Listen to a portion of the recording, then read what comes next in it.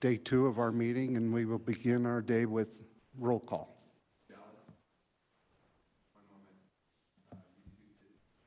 Okay, we'll start it over. Okay, ready, Dion? Okay, ready. I'd like to welcome everybody this morning to beautiful Steamboat Springs, Colorado. We have the privilege of being at Colorado Mountain College, and we are starting day 2 of our Car Parks and Wildlife Commission meetings Friday, August 25th, 2023, and I'd like to ask Laura to take the roll. Bailey? Here. Beaulieu? Here. Haskett? She's here. Murphy? Otero? Here. Phillips? Here. Reading? Present. Skiba? Here. Touchton? Yes. Vardy? Yes. May? Present. All here.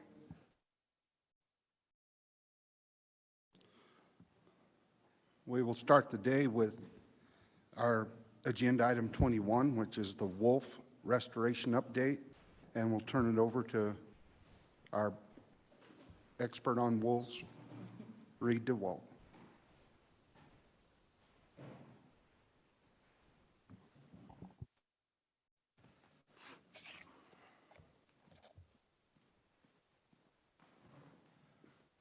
Good morning, Commissioners. Thank you, Chairman May.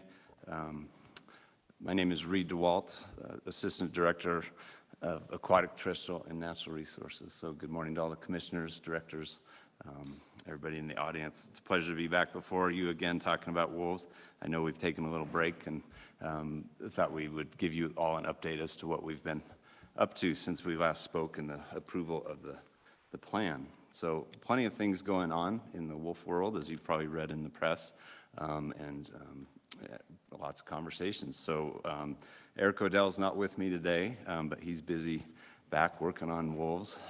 We have actually moved Eric to solely working on wolves. He was our kind of non-game carnivore coordinator, and now he's solely our wolf guy. So Eric's full attention is on wolves right now. So I'll provide you with some staffing updates further as I go through. So I want to start out today with an update on the 10J process. A lot of folks are interested in that, and I'm happy to report that everything is going as we expect it to be, which is a great update to give. So we've reviewed the draft EIS. We reviewed that back at the beginning of August, provided comments along with all the other cooperating agencies.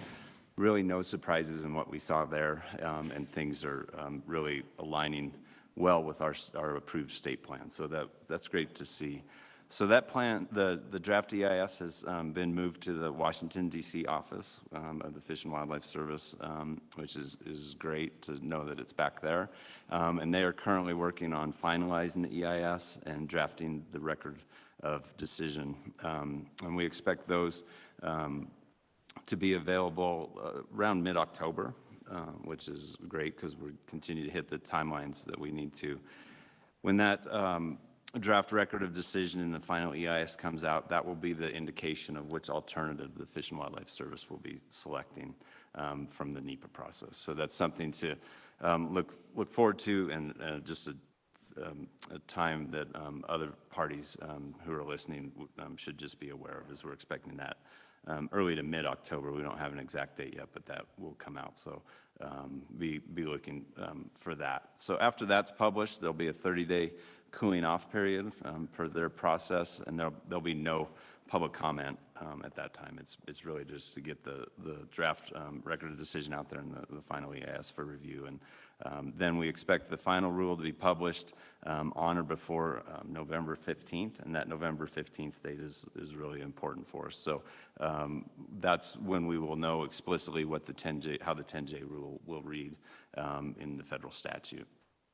So big date there, and then there'll be another 30-day cooling off period, and we are still on target for that effective date of 12/15, so December 15th, 2023, which gives us a few weeks to get our jobs done after that, the publication of the rule, but we feel that is an effective time frame. So I just want to give much thanks to the Fish and Wildlife Service and their contractor for all the work that they've been doing. It's been an incredible lift, and our cooperation has been great. We meet with them, seems like weekly, but we have formal meetings every other week, and we discuss progress and where we're headed, and just a lot of appreciation for that. So as you've seen in the news, there's been a lot of talk about our source location and where we're going to get wolves from. One of the first things Director Davis did when he arrived was send a letter to the states of Idaho, Montana, Oregon, and Washington to formally request conversations about them being source locations. We heard back from Idaho. They're not interested in participating at this time, and Montana is pretty cool to the idea as well. They don't really want to participate. Oregon and Washington are much more open to that conversation, which is great, and we continue to have good, productive conversations with them. We're really waiting on Washington's commission to make a final decision if they want to participate, and those conversations will happen in the next month or so. So we really just appreciate those two states visiting with us, and we've had great conversations about them being source locations and just about the general management of wolves, and have really built some strong relationships.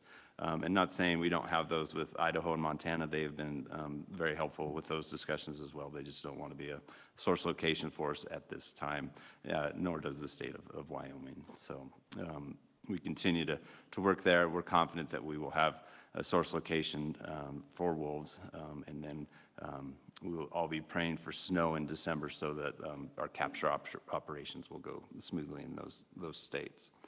So lots going on there, and more to come. I'll update you as we get more formalized agreements, but it's too early to say we have a formal agreement with any of those states, but we're close. Another conversation that we've been having with states, but these are our states to our south, we've been visiting a lot with New Mexico, Arizona, and Utah, along with the Fish and Wildlife Service in the region out of Albuquerque, about impacts to the Mexican wolf recovery program of what we're doing here in Colorado with northern gray wolves. A lot of concern expressed about any integration of northern genes into that Mexican wolf population at this time. And so we're working diligently to try to come up with agreements on how we're going to operate, and if wolves expand to those neighboring states, our willingness to bring them back, which we're very willing to do at this time. Obviously, that will help with our recovery and implementation here in Colorado. So ongoing conversations there, and we're just grateful for those states being at the table, along with the Albuquerque office of the Fish and Wildlife Service. So I'll go into some operational updates that we have going on. Lots of things to do. We've divided, I can't even count the number of groups that we've kind of divided staff into. Eric's leading most of those groups and is plenty busy doing that. We have a group that's actively looking at release locations, and Travis Black has been integral to that as well. We're really looking at that northern tier. You'll remember the two circles from the plan, and we're really focusing on that northern circle right now. Our plan is to come up with probably a list of I don't know, hopefully like 10 different release locations, because we all know the weather in the winter, and we don't want to have a day where we're planning to release wolves and we have a ton of snow or mud or a road's closed or anything like that. So we're making a lot of alternative plans on where we'll release those animals when we get them. We're also working on just a lot of logistics. You think about capturing wolves in a state that's hours and hours away, and how we're actually going to do that. So we're working a lot with those states on like contracts for capture for if it was to be a helicopter, making sure we have a helicopter available. And then we're working with companies that would fly them down here, and aircraft are plan is to catch them and release them as quickly as possible to keep the stress low on those animals. We have things like just the legal authorities for our tranquilizer drugs. And so our authorities don't extend to those other states, so we have to make sure those are in place. We're also working on like cages, crates to ship them in. They're aluminum, and it's hard to find people to weld aluminum, but we have had great cooperation and have several crates already built and are building more, so we can ship the animals as quickly as possible. And just a lot of things that you don't even think of. So those groups are made up of our veterinarians and our animal care and use committee and all of our biologists that are specialized in wolves to make sure we do it professionally and safely for the wolves that are involved. Great update I got the other day is all the collars that we ordered showed up, so that's great. So we have a closet full of wolf collars, which is great because supply issues, as we all know, are difficult, but our collars showed up, and I believe those are all ready to go. So there's like 20 of them ready to go, which is great. A couple of the other things that are being worked on is we're working internally on an administrative directive on just the management of wolves when we have conflicts or issues with wolves that we need to direct staff on how appropriately to deal with those and just provide guidance to the staff. And so that is being worked on, and we'll have that in place before wolves are released. And we have administrative directives on most of our species, especially our predatory species, so that we know how to appropriately handle those and those type of things. So lots going on there. We're also working on an MOU with the Colorado Department of Agriculture for management of kind of less than lethal or preventative measures. So we're working cooperatively with them, and we thank the Department of Ag for that, and Wayne and Kate especially for that work. And that has not been formalized, but it's in process, and how we're going to cooperatively work on making sure there's good educational programs and good preventative measures out there so that we hopefully can avoid any issues out there. And then ongoing educational efforts. We're continuing to produce educational items. You'll see more coming out as we get closer. And then the amount of communications, and I can't thank our communications staff enough. It's probably daily.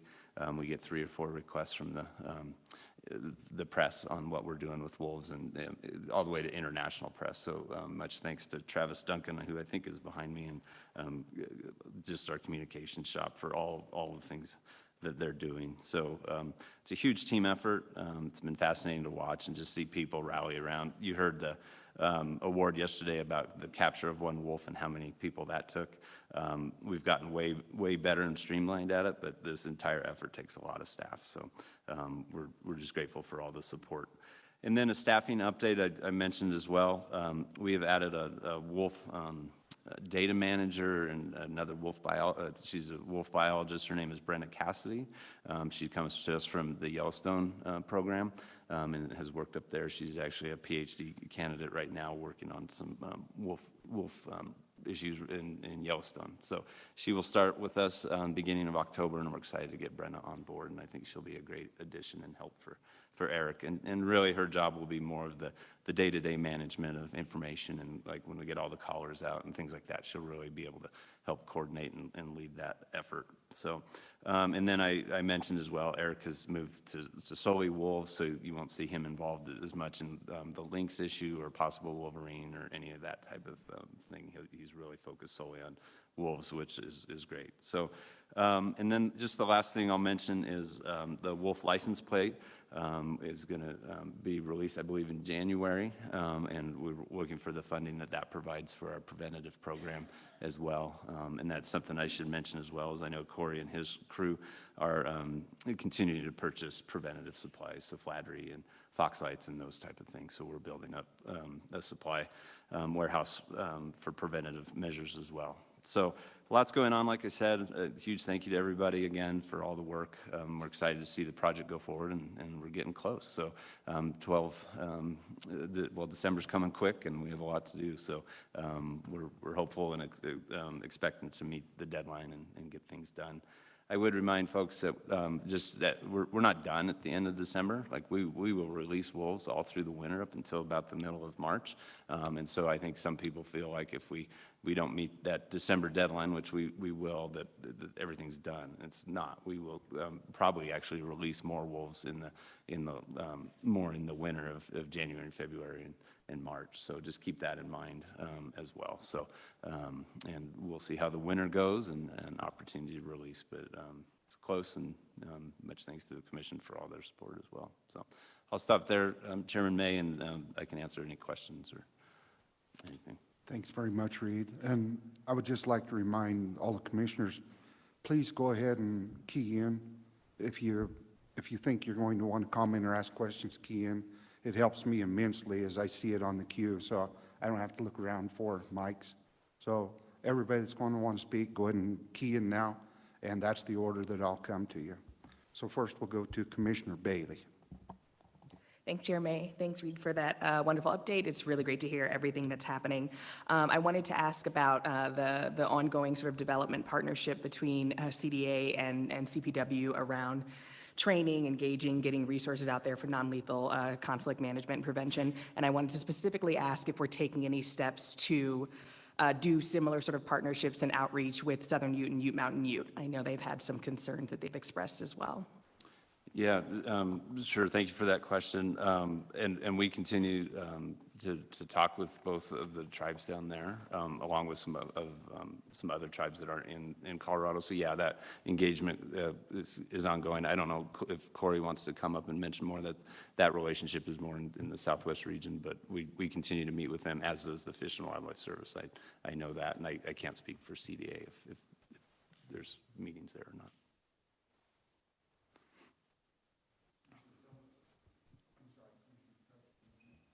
Commissioner Touchton. Thank you, Chair. Well, I have one question. It's probably for Jake, and one for you, Reed. If we have met Washington State commissioners, are we free to lobby them without violating our open meeting law? Okay, so that's good. And then Reed, for you, I was wondering if you could speak at all, if the capture plan will look at like pack structure, sex and age. Do we have a plan, like we're trying to move an entire pack, or just get the appropriate sex and age mix and let them try to form a pack, that sort of? Yes, we're taking that. Our plan is not to take an entire pack. That's not the plan. One, we're looking for wolves that don't have a long history of conflict or those type of things.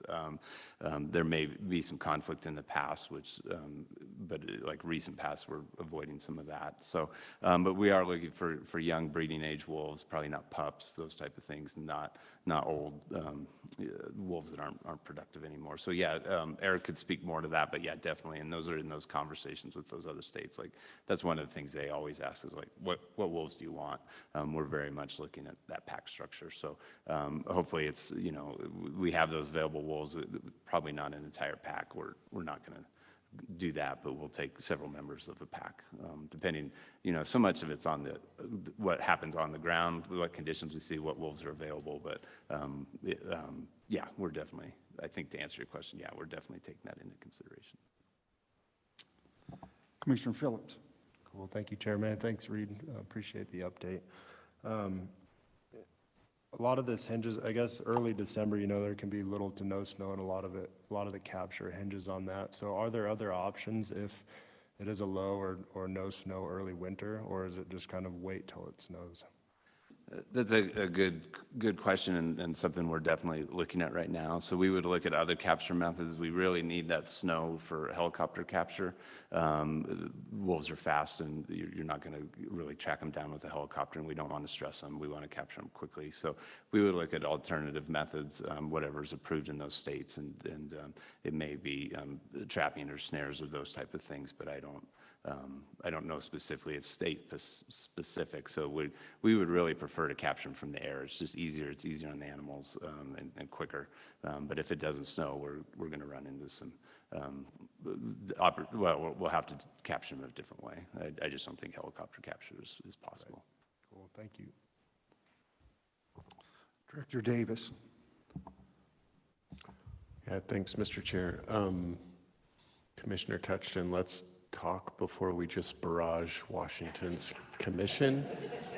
And I say that because Director Seuss went up there is navigating a complicated situation, and it's super sensitive. So if too many people are barraging folks or lobbying folks, you're likely going to do more harm to our likelihood than have success. So if anyone wants to reach out to Washington's commission, please talk with me first. Anybody else with any questions or comments? Reed, you're going to get up pretty easy this morning. Sounds good. I might just mention, my thought is the biggest takeaway I have in this is that the 10J is on track. I mean, that has been a huge concern for many people. And there were a lot of accusations that that wouldn't happen, but I think it's pretty obvious in your comments that you diligently have been working through that, you and the service, and all indications are it's going to happen the way it should. It may not, but everything's being done that can be done to make sure that happens. One other comment I might have is question, we'd had things brought up about the fact that some of the things such as flattery and some of our non-lethal supplies might be in high demand, short supply, but I presume we have inventories of those already built up. Yeah, and we're continuing to get whatever we can, so, yep. Another factor, contention has been that there is going to be a huge demand on livestock producers for labor, and these non-lethal methods aren't going to be free, they're not going to be cheap, they're going to be a lot of requirement on producers to make sure that this is done. And we've said it at length, but it behooves everybody to help livestock producers in implementing these non-lethal measures, whether that be actual labor or the cost for labor or other organizations that are willing to help. But we all have an extremely vested interest in making sure that our non-lethal controls are in place.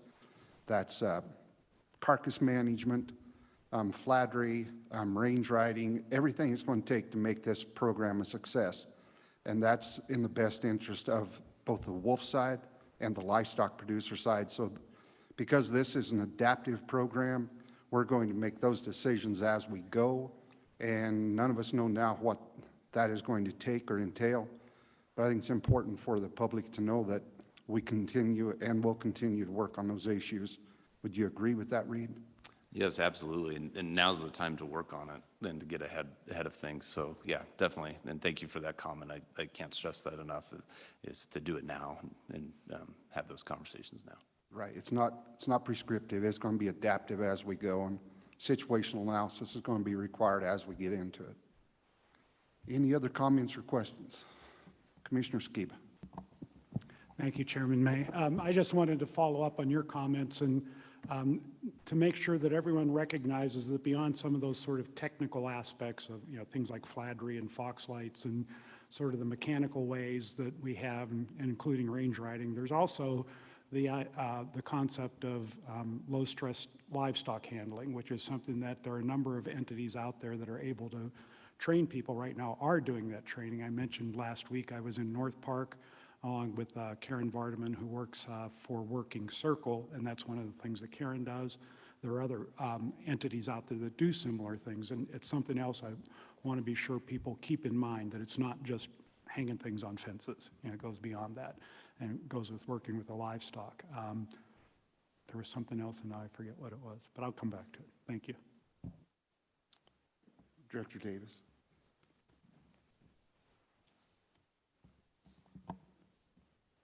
There you go. Thank you, Mr. Chair.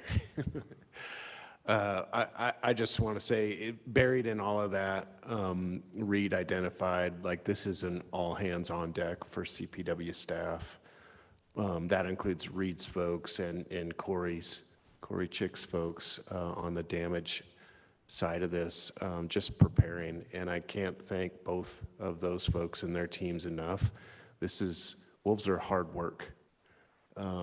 And staff have been going above and beyond to making sure that we're successful in doing what the voters approved us to do, and making sure that we're doing everything we can to help ranchers and livestock producers not have to suffer consequences. So just my appreciation to you, Reed, and your team, and Corey and your team. I really appreciate it. It's a lot of hard work going really quickly and at a quality pace or a quality product. So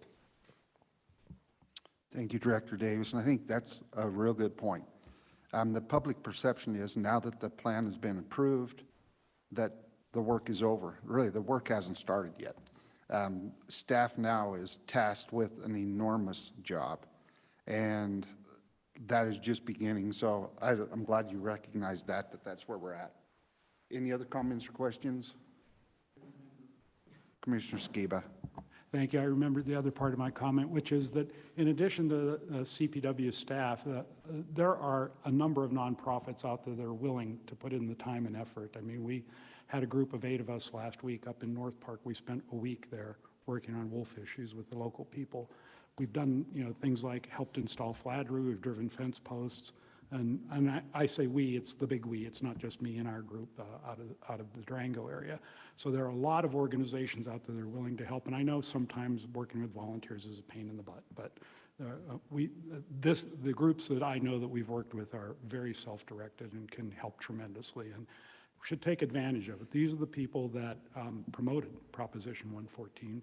They're willing to step up and help to make Proposition 114 and the restoration of wolves a success. Thank you. Very good.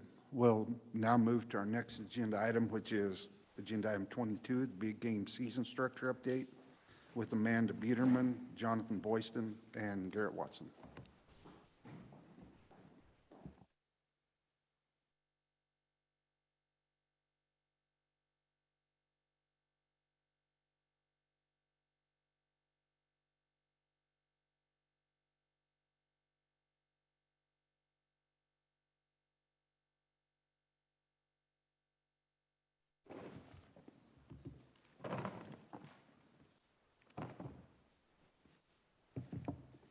Good morning, Chair, Commissioners, Director. My name is Amanda Biederman. I'm the Policy and Planning Project Manager for CPW. I'm closing in on my first year here at CPW, but this is my first time presenting to the Commission, so I'm excited to be here today.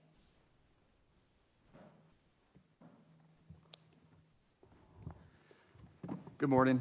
My name is Garrett Watson. I'm one of the Northwest Deputy Regional Managers, also here to represent Big Game Season Structure, our internal working group. Morning, Commissioners, Director, everyone. I'm Jonathan Boydston, Public Involvement Specialist with CPW. Thank you. All right, I'll try to speak a little closer to the mic. So today we are going to be presenting on the public outreach conducted to date for the 2025 to 2029 Big Game Season Structure process, and to go over some of the key findings and takeaways from the public input on the BGSS topics. This is an informational item, so most of the information that is being presented today was included in your mailing in our public involvement summary report. And I just wanted to note before we get into the slides here that we have saved quite a bit of time at the end for Commissioner questions and comments, which we definitely welcome.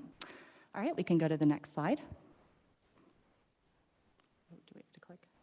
Sorry. Try one more time. There we go. Okay, so I first wanted to start off with just a general overview of what BGSS is and its importance and role within this agency. So big game management in Colorado is built on 2 main planning processes, herd management plans and the big game season structure. So herd management plans set population objectives and sex ratios for each of our big game herds, and then BGSS sets up the framework for achieving those objectives through setting the timing, length, and number of seasons for the different big game species in Colorado, as well as the different methods of hunting in Colorado. These 2 processes together help to inform license allocations through our annual rulemaking process. CPW's current BGSS framework does cover 5 years, so our current BGSS runs through the end of 2024. So we have prioritized a publicly driven process for this upcoming BGSS cycle, which will go from 2025 through 2029, to make sure that members of the public, stakeholders, commissioners, and staff are informed about the BGSS topics and have had an opportunity to provide their input at various stages throughout the process. So the first step really on our BGSS journey was the Big Game Attitude Survey. So this is a random sample survey that was conducted by staff back in 2021. We received about just over 2,000 responses on this random sample survey. It was about evenly split between residents and non-residents. We consider this one of our strongest data sets to rely on for big game hunters' attitudes and perspectives on various hunting topics. So this was really helpful for the working group that I'll talk about here in a minute to get those results from this attitude survey and start to inform the selection of the BGSS topics for the 2025 to 2029 BGSS cycle. So again, we took those BGAS results, which we compiled into a report back in 2022. That BGAS report is publicly available. We took those results from that report, started to form our selection for the 2025 to 2029 BGSS cycle. This process really started in the fall of 2022. We formed a staff working group. That working group is made up of representatives from each region in the state, as well as relevant sections within CPW. So building on the BGSS topics from the BGAS survey, we conducted an internal scoping effort to start to really drill down on those BGSS topics.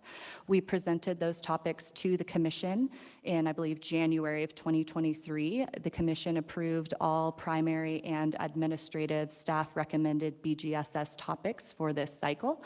You can see them listed up here on the screen. So over the counter was our main really focus for this BGSS cycle, considering options to potentially limit either or both resident and non-resident archery and or rifle, over-the-counter elk licenses, as well as season structure was another one of our topics. So looking at dates and timing for both the regular deer and elk rifle seasons, as well as early seasons, so archery and muzzleloader seasons.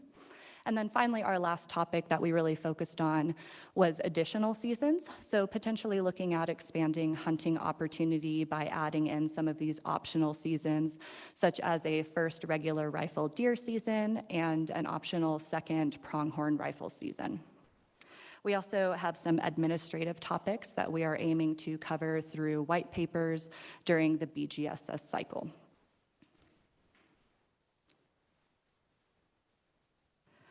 All right, so in January of 2023, we kicked off our public outreach process. You can see from the slides here that it was divided into 2 separate stages. So stage 1 focused on a public comment form. On our Engage CPW webpage, we asked just kind of more general questions to the public on those BGSS topics that I just went over. We received about 1,000 responses from that comment form. We also conducted some targeted stakeholder outreach. So you can see we had a sportsperson roundtable, I believe that was in March, as well as some regional sportsperson caucuses where we discussed the BGSS topics. Stage 2 then focused on hosting public meetings. We had, I believe, 19 meetings total, 17 in person and 2 virtual, held in various regions, all the regions throughout the state. And so we, again, asked members of the public for their input on those BGSS topics. During stage 2, we asked slightly more focused and detailed questions on those BGSS topics. Jonathan will go over here shortly, as well as Garrett, some of the key findings and takeaways from that public input. We compiled all of the public input from both stage 1 and stage 2 of our public outreach process, summarized it in that public involvement report, again, that you have in your mailing. And as far as next steps, you can see from the timeline that after this commission meeting, once we get commissioner input and feedback on the public involvement summary report, we're going to take all of the input that we've we've received from the public, from the commission, and start to develop draft recommendations and alternatives on the BGSS topics that we evaluated. We'll do that starting this fall. We'll be then presenting those draft recommendations and alternatives in the spring for commissioner consideration and approval. So I'm now going to turn it over to Jonathan to talk some more about the public outreach process and provide just some additional detail. Thanks, Amanda. Appreciate that. If you wouldn't mind maybe controlling the slides for me, that would be wonderful. I appreciate that. So just to dive into the stages of public outreach a little bit more and kind of some of the methods that we used for outreach and tools that we used. During the phase 1 of public outreach, it was really a scoping period for us to try to get an initial sense of the hunting public's opinion about the current season structure, how it compares to the previous season structure, ideas that they had about some of those topics that were identified. As Amanda alluded to, we started our Engage CPW, Big Game Season Structure page at that time, both with survey-style questions that people could respond to, about 1,000 respondents to that, as well as open-ended comment form, a guest book, the type that you can go the public and see any comments written there by others, to start getting feedback from the hunting public. Like I said, we also talked to the regional sportsperson caucuses, the sportspersons roundtable, who are very informed about all of these topics that we're talking about as part of season structure. And then yet importantly, we also did outreach to staff as well. Our field staff are of course experiencing firsthand season structure and the hunting public's opinions about season structure day to day, and we wanted to get their input as well through this process. Amanda, next slide, please. Thank you. During stage 2 of public outreach, as Amanda said, 17 in-person meetings, 2 virtual meetings. We had about 300 or so attendees at the meetings. Overall, 640 or so respondents to the polling questions that we had during stage 2, where we really kind of, during those polling questions, dived a little bit deeper into some of these topics. The respondents were both those 300 people who went to the public meetings as well as the folks who went to Engage CPW. We put the same polling questions up there in case people couldn't go to a meeting, essentially. I'd always like more public attendance, certainly at meetings, but we sort of adapted and changed our strategy a bit in terms of communications in the middle of our public outreach to try to reach hunters, remind some hunters about maybe the initial announcement that they received about the public meetings. I will say, though, I think that we had really great discussions. I know some commissioners had a chance to attend town halls or open houses.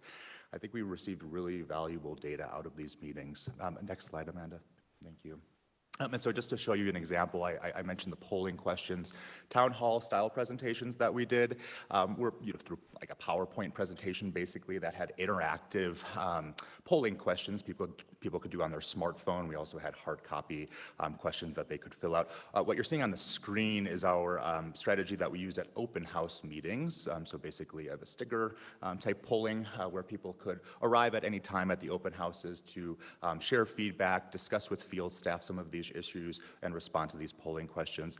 Next slide, Amanda. We also had worksheets that we had folks fill out if they were interested in specifically giving us ideas for our rifle season structure, as well as our early seasons as well. On the left of the screen, you'll see worksheets that were filled out using crayons, color-coded to indicate if people would either like an extension of a season, for example, a season to be earlier, they could kind of fill out their own season structure. I would use this opportunity to thank field staff, by the way. A lot of field staff helped out with administering, facilitating these discussions, giving out worksheets, getting feedback from folks. I know there was a little bit of suspicion when policy folks in Denver sent boxes of crayons to field staff, asked for hunter feedback, but I'm hoping it worked out pretty well.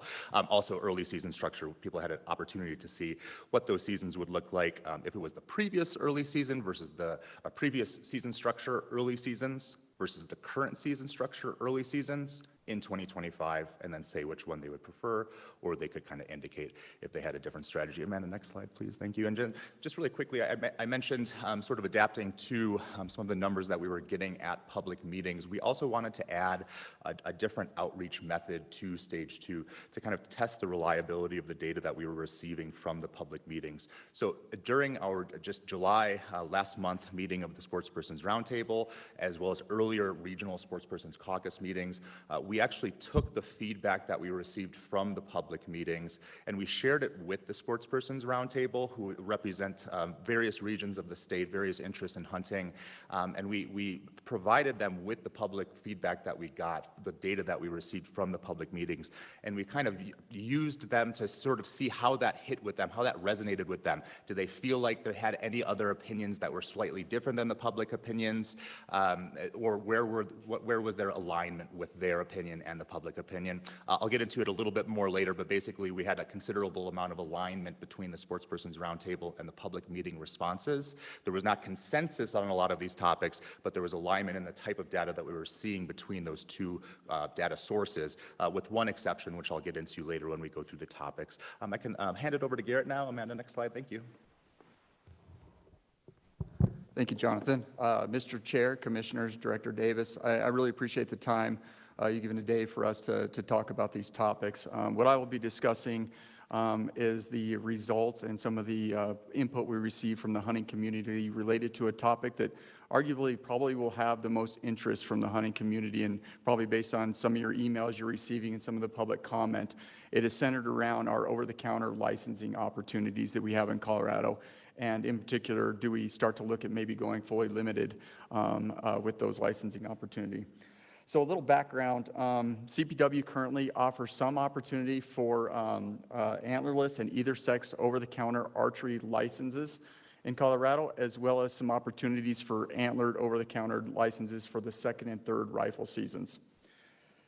While limiting over-the-counter licenses could potentially have several benefits identified by both the public and staff relating to included decreased crowding, increased resident opportunity, decreased preference point creep, also might help us improve our data collection for harvest, making it a little bit more surgical on the local level, as well as kind of distributing pressure on elk more surgically by the DAU or the GMU level. We also acknowledge the staff as well as the public acknowledge that over-the-counter will have a variety of implications, which could include license reduction and loss of opportunity.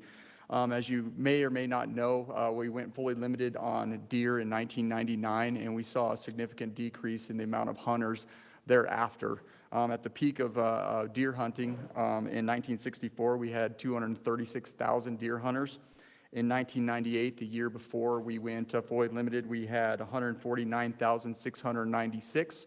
And when we went fully limited in 1999, we went to 80,649 hunters. So with that, we saw a decline in hunters that stayed with hunting after we went fully limited on deer. The other implication that we might see is obviously a financial impact to Colorado Parks and Wildlife. As you guys saw during the license allocation process, we did a financial analysis on just switching from 65-35 to 75-25 on the financial implications of that, and then also we delved into a little bit of what would happen if we go into limitations on over-the-counter, which we saw that it could be potentially in the millions of dollars in financial implications to the agency, which therefore then turns into struggles with operations. You know, the funding that we use. For those that don't know, we use game cash, our license revenue, to maintain our operations of what we do here at Colorado Parks and Wildlife. And as well as one of the big things implications that may occur is that the implications to the local economies, the economy of the state overall that the hunting brings to Colorado, both by resident and non-residents. So that is something that was brought up by both staff and then the public as we move through. So kind of the big findings that we found, I'll kind of keep it general, and then we'll go into more specifics, that the majority of residents came forward and prefer some form of over-the-counter limitations rather than the status quo, which is the over-the-counter options. But in that, many of them preferred that the over-the-counter option remain at the resident level and that non-residents become limited in some fashion or through the draw. As you can imagine from the converse of that, the non-resident input that we received is they would rather remain status quo to have that over-the-counter option in the rifle and the archery season to come to Colorado and be able to buy a license over the counter. There was some debate and some good input related to how we do limitations, if we do limitations via a license cap, which is a form of a limitation, or a fully limitation through the draw, which I'll get into a little bit more. And most of everything related to input related to why go limited was around overcrowding. That was the main reason why people justified why we would go limited in Colorado, was just based on overcrowding. Next slide. So you can see up on the screen some of the questions that we asked. We'll kind of go more into the actual questioning that we asked public to be a part of. And the first question was, do you think over-the-counter elk licenses should be limited? What we learned is that the majority of respondents, 57%, would support limiting both over-the-counter rifle and archery licenses. Of that, 19% of the respondents prefer keeping over-the-counter opportunities available. 14% would limit just rifle over-the-counter licenses. 10% would limit just archery over-the-counter licenses. So we kind of realized people want to look at potentially fully limitations, and we saw the majority of the respondents, so we kind of dove in a little bit deeper into question 2, which was, if over-the-counter elk license, or if over-the-counter licenses go limited, what license distribution method do you most prefer? And the two methods are, which are both forms of limitation, is what we call over-the-counter with cap. So we cap the licenses, say we have 1,000 licenses, you can come in and buy those over the counter until you hit that 1,000 license cap, and then it's turned off. You can no longer buy. So it is a form of limitations. It's kind of gets confusing with some people, the difference between a cap and a limitation. And then draw is essentially all licenses would go through our normal draw process. Of which, from the public, over 68% of respondents say they would prefer that if we go limited, that it would go limited through the draw. Next slide, please. So the third question that we ask is, which alternative are you most likely to support regarding over-the-counter archery elk licenses? So this is kind of going back to what I said. A majority, 55%, supported limiting over-the-counter archery licenses statewide for only non-residents, while 26% supported statewide limitation for non-residents and residents. Fewer respondents supported the status quo alternative of 15%, and very few people supported, at 4%, supported over-the-counter archery elk licenses available to private land only.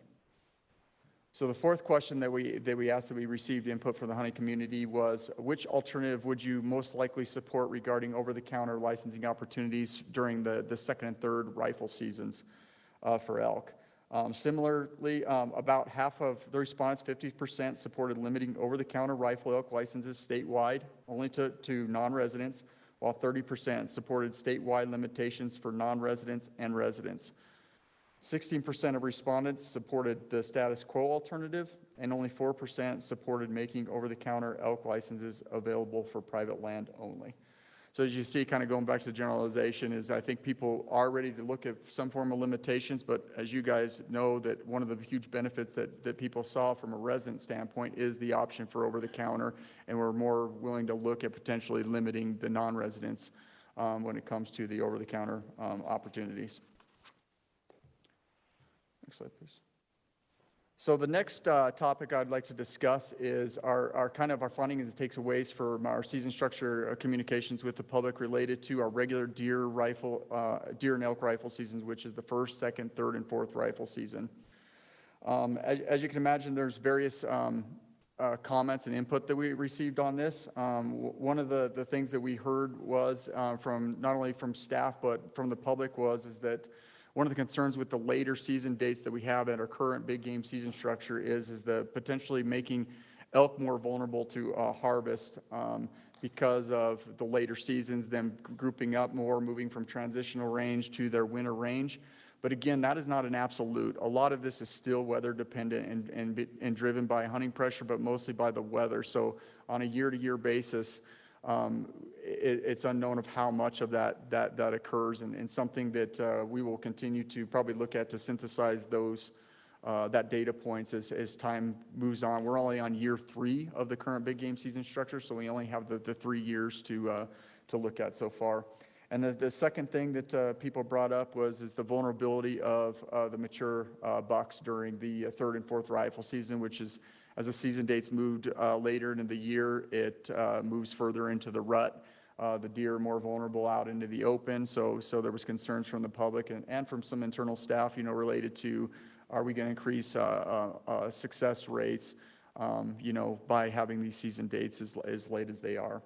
And then the third thing that people brought up is that the later season dates often bring challenges for access. We're dealing with some road closures on Forest Service property, on our federal land agencies. Snow depths can sometimes be too deep where people can't get in to hunt where they normally hunt. So that was kind of one of the third major topics that got brought up related to the implications.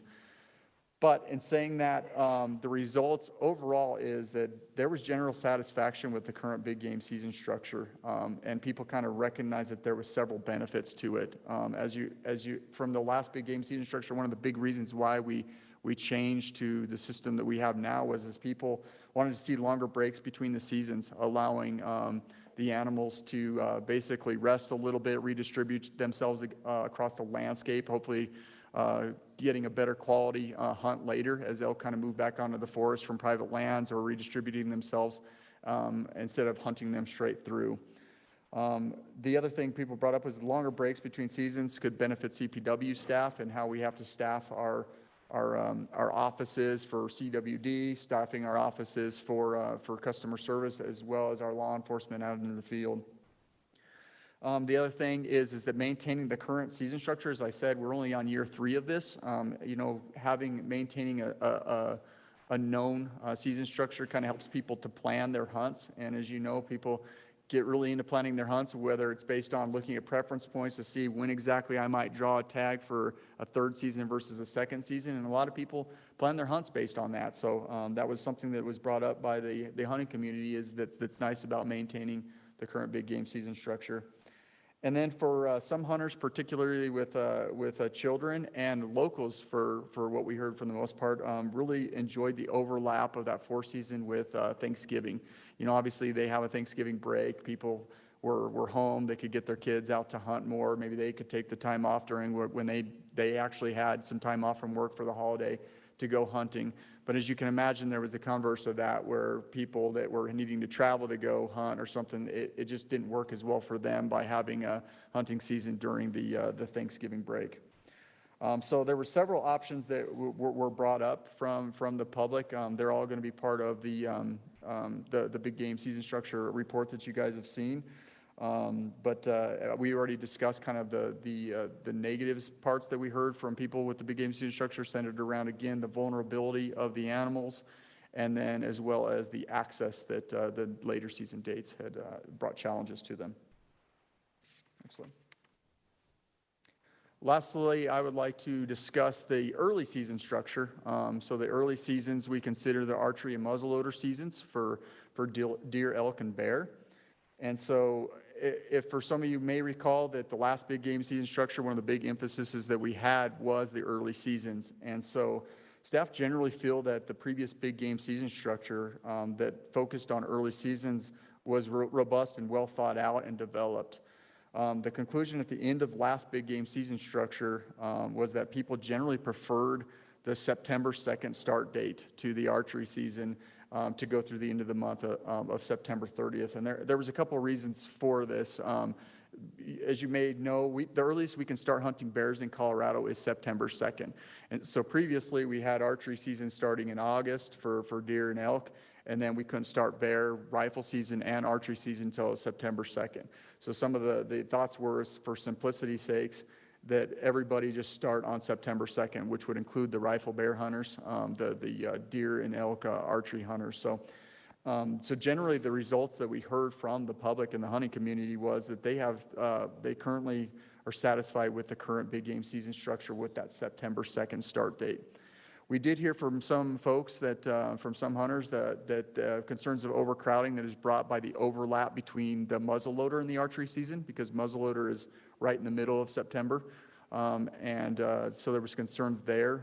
We did have a few people bring up the safety concerns related to muzzleloader in the archery season, but generally overall there was less concerns about the safety and more related to the overcrowding that could potentially occur, with muzzleloader still wanting to maintain kind of the dates that they had, because it's kind of the prime time for starting the rut during the season. And then the archery hunters liked going through the end of the month because the rut for elk was kind of full on. So that was kind of the key findings and takeaways that we had from those three topics related to our outreach to the hunting community.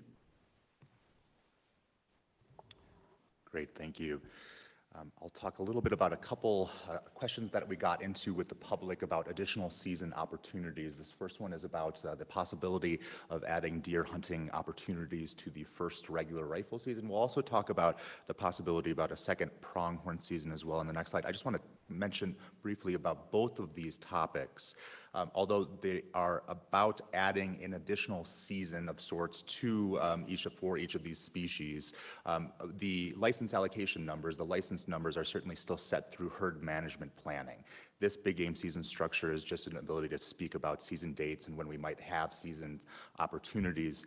And there are some benefits for adding seasons, both in terms of this additional deer and the pronghorn question related to possibly, for example, spreading out crowding, et cetera. But I wanted to make sure I mentioned that herd management planning for both deer and pronghorn are certainly still what is guiding license allocators, or excuse me, not license allocations, license numbers, license quotas, if you will. So getting into the first deer season possibility, right now our first regular rifle season is elk only. No deer hunting in that season. There is the possibility, the potential that has been discussed internally of adding deer hunting to the first regular rifle season where we believe it would make sense based on local management needs. And again, some reasons for doing this is to spread out crowding for later deer seasons. There's deer seasons in the second and third season, for example.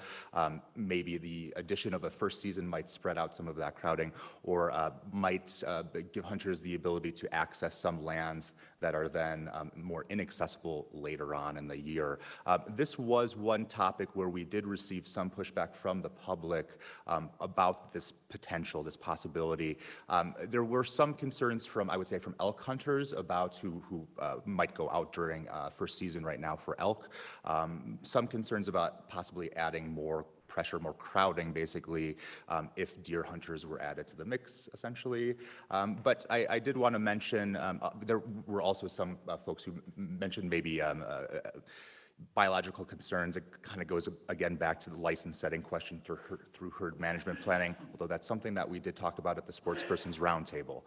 This was one example where the roundtable, the Sportspersons Roundtable members, had a little bit of divergence with the general hunting public that responded to these questions. There was more support from the Sportspersons Roundtable for this possibility, and we heard from them after hearing from CPW biologists at that roundtable meeting about the sort of optional nature of this first deer rifle season, and that it would only be where we felt it could best be applied based on local management needs and biology. More roundtable members, after previously being more opposed to this idea, were in support after hearing more from CPW biologists. So something to consider there. Next slide, please.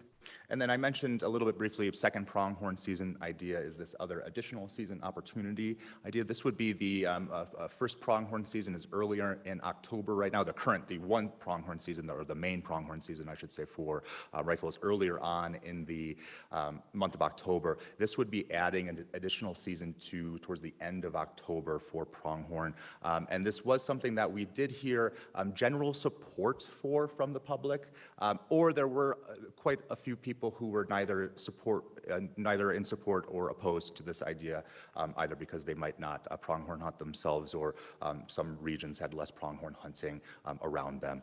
But we did hear general support for this idea. Heard a lot of folks talk about the opening day of the current pronghorn rifle season, the opening weekend, getting pretty crowded right now, and this idea might help to spread out hunters between those two seasons. And general support from Northeast, Southeast region representatives from the roundtable, for example, from some of those areas where this might be impactful, as well as from some landowners as well. Next slide, please.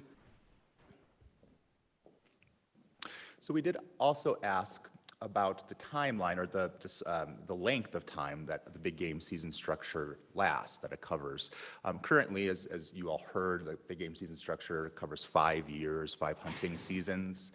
There has been some discussion at the commission by commissioners in the past, as well as by some staff, about the concept of perhaps elongating that season structure time frame to more like 7 or 10 years for a few reasons. One being that right now we are speaking about the current big game season structure after only having a few years really of analyzing the current season structure. It might be beneficial to have some more time.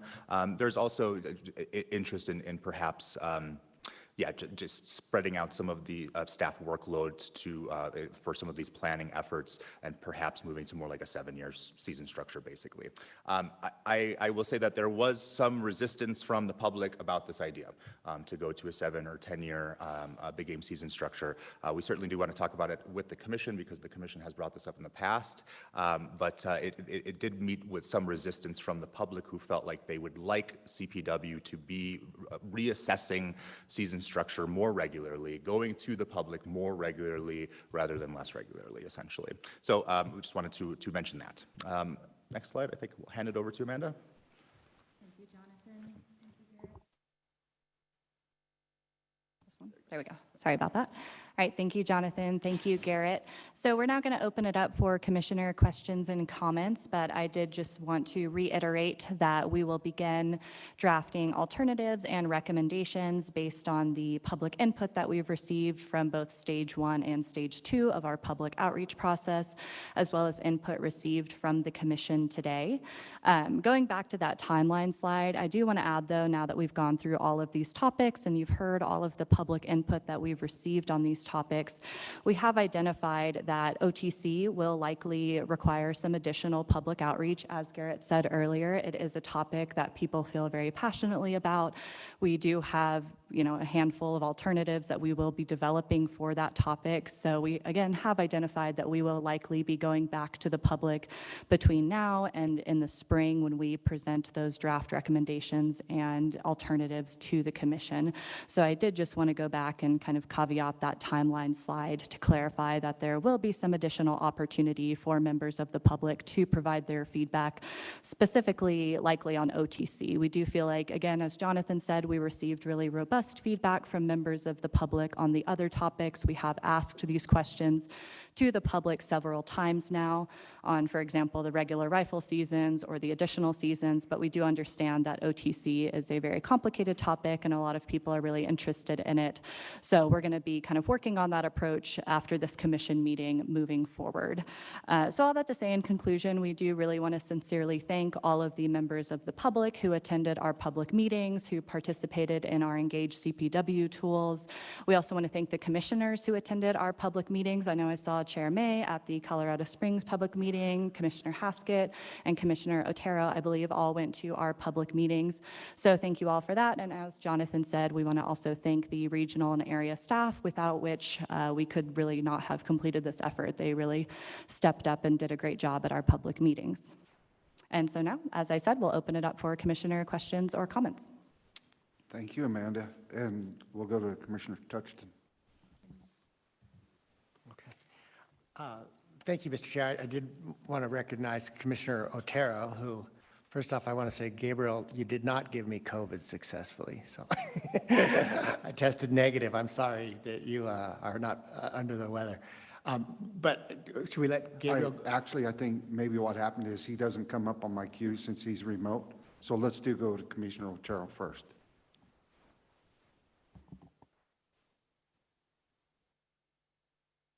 Thank you, Commissioner Touchton and Chair May.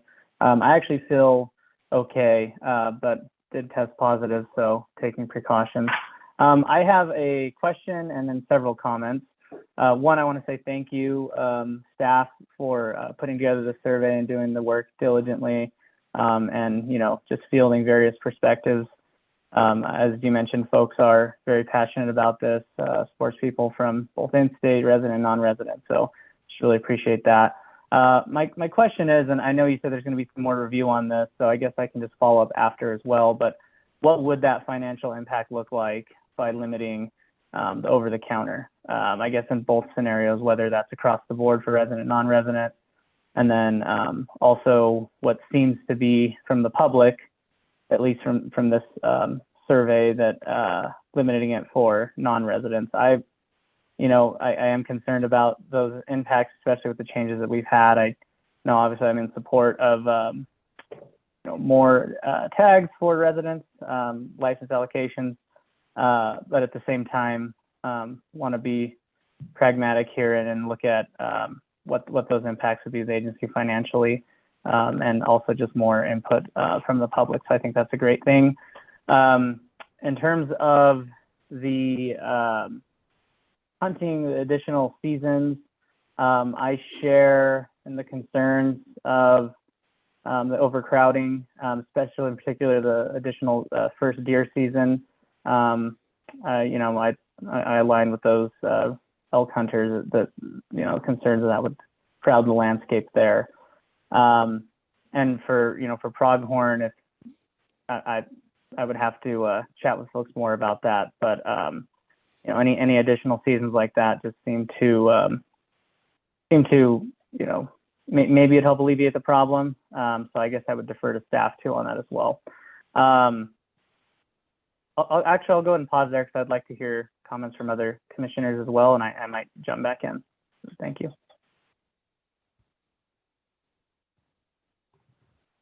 Commissioner Otero, I appreciate the comments. I'll try to address your question related to the financial analysis.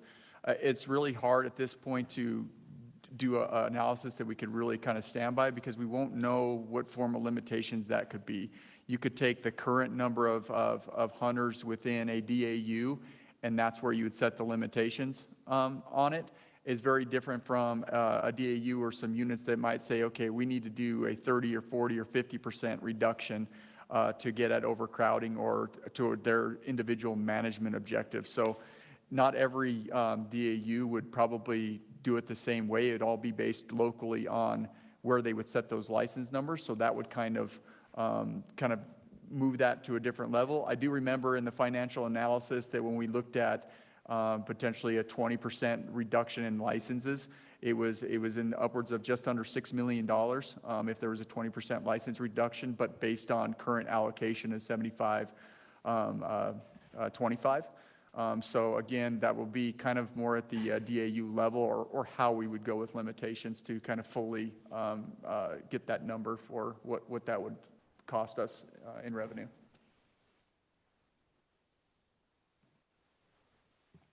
Thank you for that answer. I appreciate that. My last comment I just want to put out there before I pass it along here. I am curious, you said the other commissioners in the past are floating the idea of 7 to 10 years as far as, for the big game structure. I support 5 years, and I support the feedback that, engaging the public more is better than not, especially with the challenges that we're facing with the drought and other pressures on landscape, as we all know. And so very much in support of keeping it at the 5-year and increasing those public engagement efforts.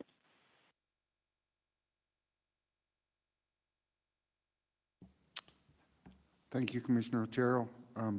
Commissioner Skiba, you dropped to the bottom of the queue, Commissioner Touchin, so Commissioner Skiba.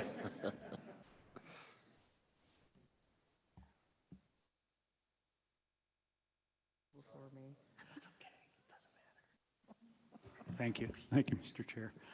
Yeah, a couple of things. One of the things that strikes me is that we always make assumptions, and one of the assumptions that appears to be throughout the entire discussion is that there is overcrowding, and I'm just wondering how we are defining that, because I think every individual, including me, if you're out, views overcrowding differently. I mean, the kind of hunting that I like to do, if I see another person, I feel crowded. Some people, if they see 20 people, are not feeling overcrowded. So how are we defining that? How are we defining the problem, I guess is what I'm asking. How are we defining it? Because we need to define it in order to come up with a solution. And that's my first comment. I have others to follow with.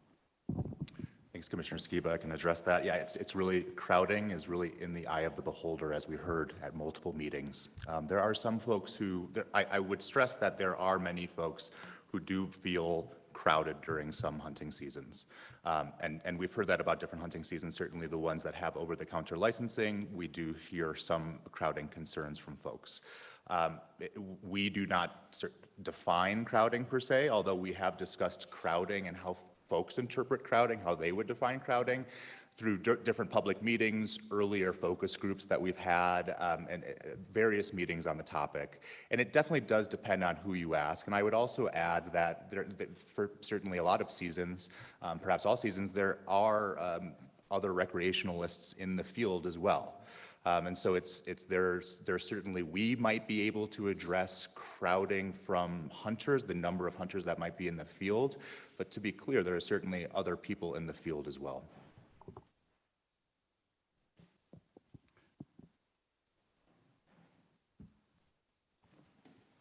Good morning, Matthew Eckert. I am the terrestrial program supervisor for the terrestrial section. And in addition to Jonathan's remarks to your question, we are starting to quantify perceptions of crowding.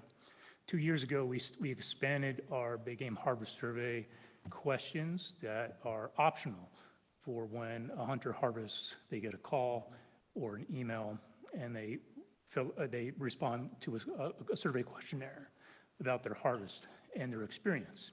So we did expand those questions to include their perception of crowding from other hunters and other recreationists. So we only have 2 years of data right now, and we're going to be doing this every single year. Great. Well, thank you for that, Jonathan. Appreciate it.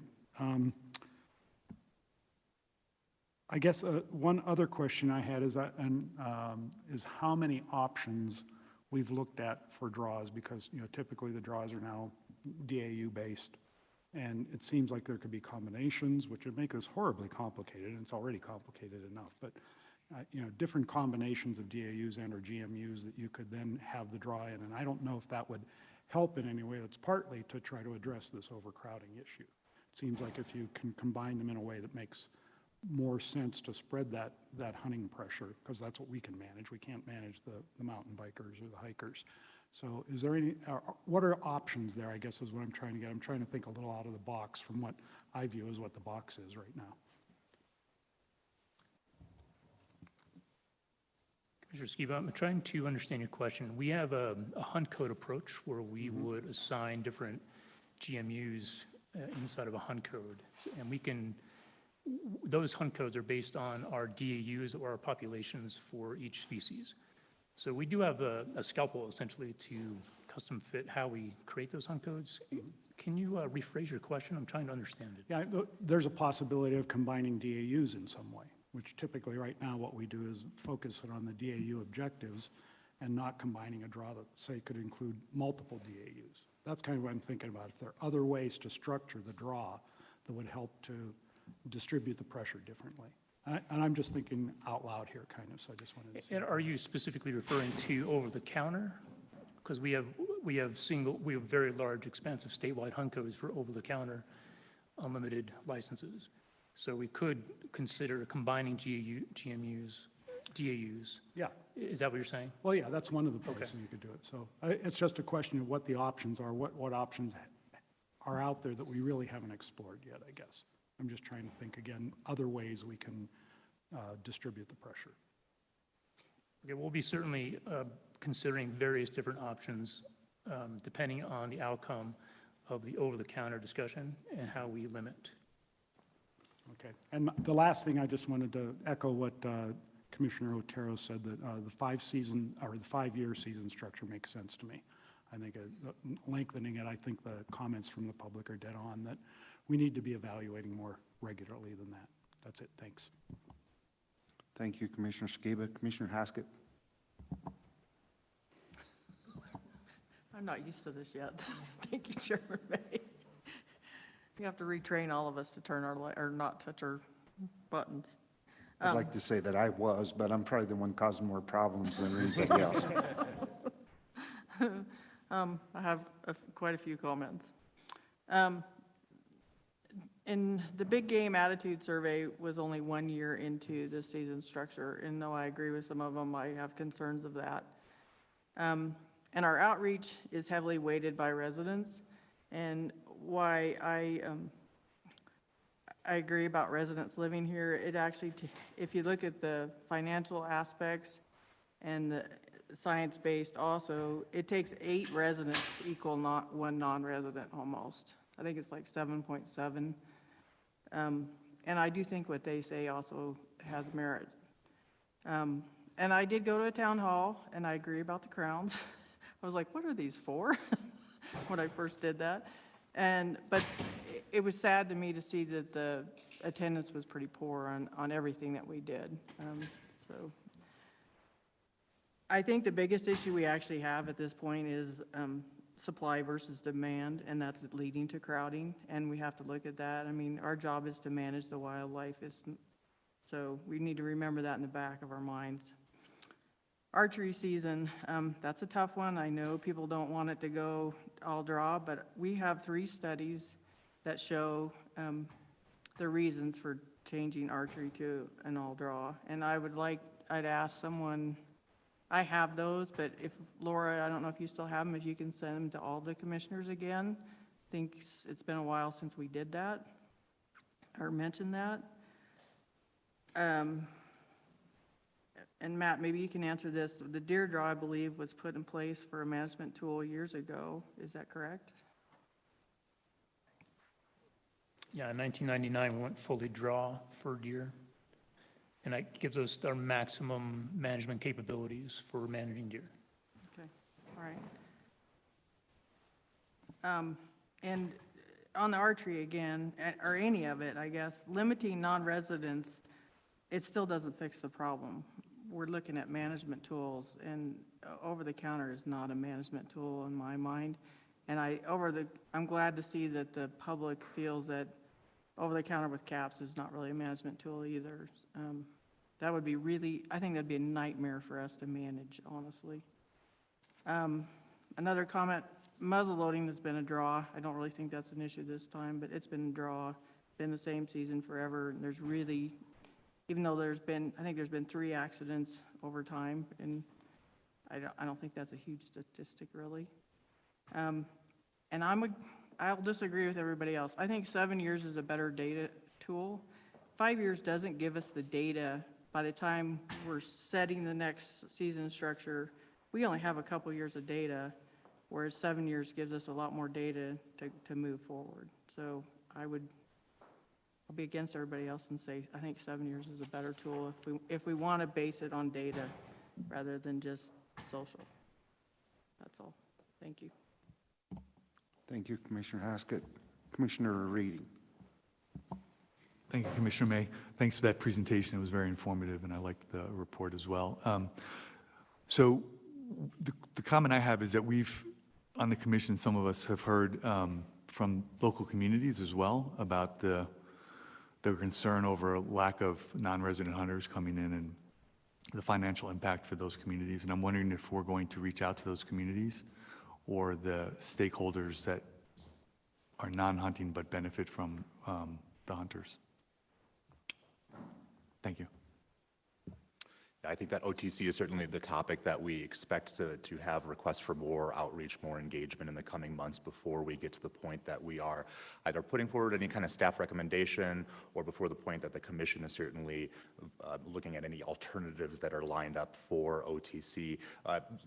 Certainly through the outreach that we've done in the past, we've encouraged communities to participate, outfitting communities, not necessarily just strictly big game hunters themselves, but also those businesses that rely on big game hunters, that interact with big game hunters. We still encourage folks to participate in any of these public outreach meetings, opportunities to submit comments. By no means do you have to necessarily be strictly a hunter. You can also be coming from the angle of being from a community that relies on big game hunters if you would like to share feedback, and we expect to do more outreach regarding OTC in the coming months. Commissioner Touchton. Thank you, Chairman May. I think I have 3 things.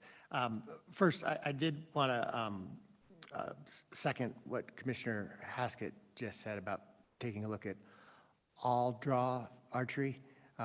My thought there is if I remember those studies that you mentioned correctly, the animals move, and so if we have maybe not as much pressure, those animals won't leave their summer range as quickly, and that might be beneficial to our overall herd numbers. But I also don't really see a basis for distinguishing between residents and non-residents in terms of pressure on the animals. That doesn't matter what your driver's license says if you're moving animals out of their summer range too soon. Might be a season opening day thing, but it could be just a numbers thing as well, how the animals move. On the survey, and you guys have done excellent, I mean, I can tell you've really put a lot of work and been all over the state. The concern I have with whenever we engage in one of these processes, though, is how there's louder voices and there's professional voices, and you hear from those folks a lot. And our two doctors over here have taught me a fancy word, non-response bias, that how you check to see that most people think it's all good, so they don't bother to drive over to Los Animas or wherever they got to go to attend a public meeting, and how we reach the folks that aren't the loudest voices or the folks who are paid to be there or have some sort of more skin in the game from a financial perspective. And two groups that I didn't see that much about were, first off, non-hunters. Jonathan mentioned that, but non-hunters both affect the hunters, and the converse is true as well. Longer seasons, some recreationists are afraid to go recreate during hunting season, and so there are impacts on non-hunters' businesses, as Commissioner Reading met. Also landowners, and how, well, I'll merge that into my second question, which is adding a second pronghorn season. So I manage a large block of land for a landowner that doesn't allow hunting. And if we add a second pronghorn season, you'll essentially double my workload because opening day is a nightmare, but I don't want two opening day nightmares, and I have to fully patrol the property sun up to sundown for the whole first season. I'd have to do it twice, dealing with either allegedly lost or intentionally trespassing folks. And some landowners are in that position as well. So I'm a little trepidatious about a second pronghorn season, but I would like to see more landowner and non-hunter input, because what we do affects everybody, and they have, particularly recreationists, have effect on the hunters as well. So if you could speak a little more to those topics.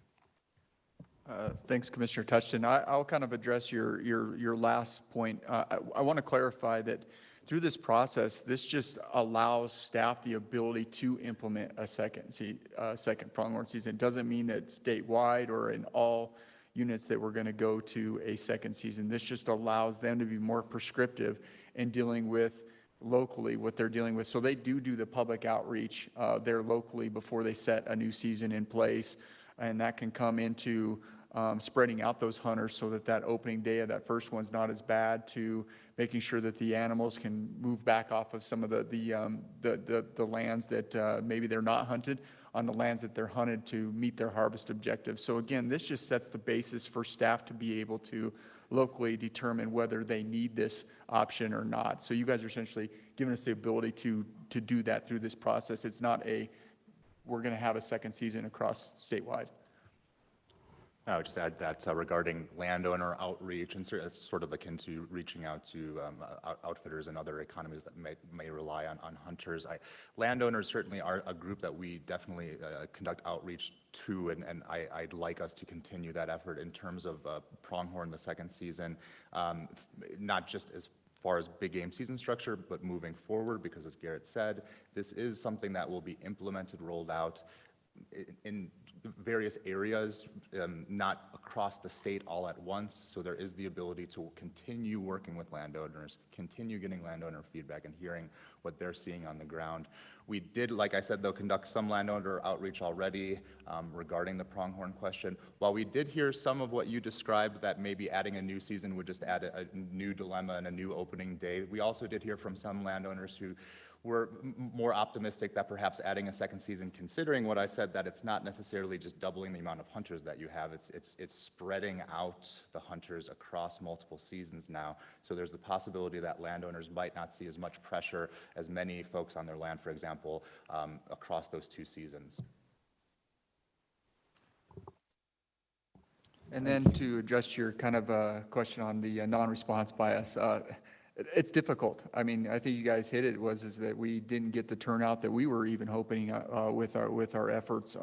This comes back to the hunting community's got to be getting involved, and I think as an agency we're going to have to put more pressure on the regional caucus and the sportsperson roundtable to be out with their constituents, you know, and in the forums, in wherever is necessary to get them to come to the table, because even though they might not be coming to the table, we actually hear about it after something gets implemented of that we did it wrong. And so we do hear about it after the fact. So it's something we got to continue to work on from a policy and planning standpoint, from an agency standpoint of how it is that we connect with that hunting community to make sure that we're getting as much responses from both the resident and non-residents as possible, obviously to the communities that are impacted by hunting and fishing in Colorado. Was there something else?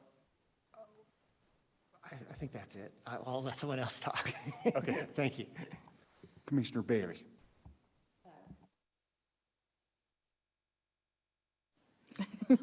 Thanks, Chair May. Thanks for the update. Thanks for the report and presentation and all the effort.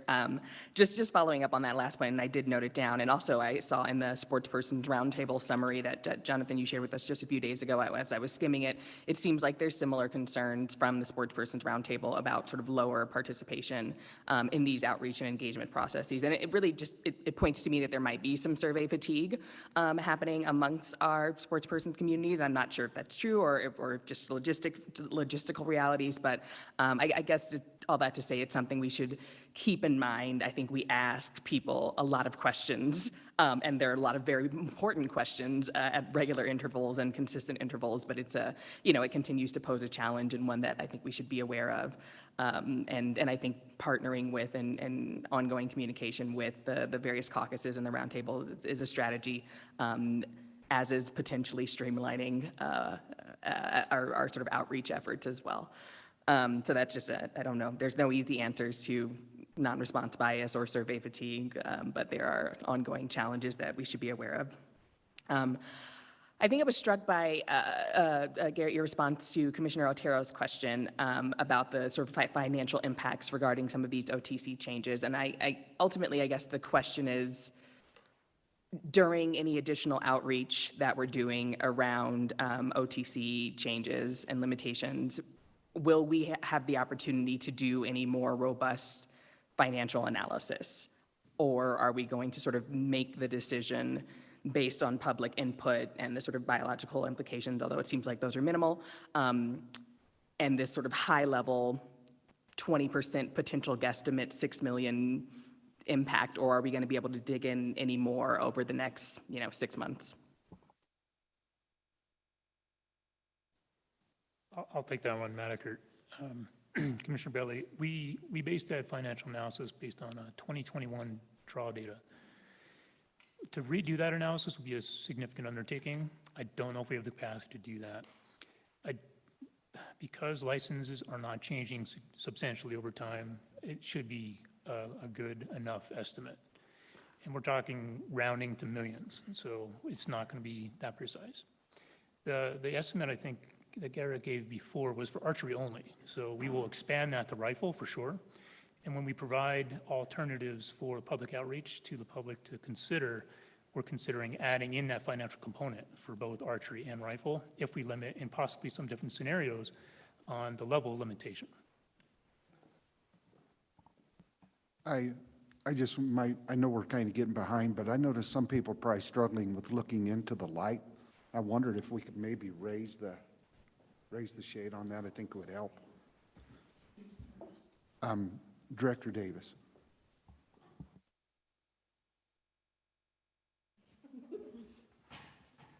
Thank you, Mr. Chair. Take credit for that. I actually turned it on for you. I just want to make a plea. We've danced around it here and hit on it multiple times. So I want to make a plea to hunters when we're working on fishing stuff, angling, when we're working on watchable wildlife, general public.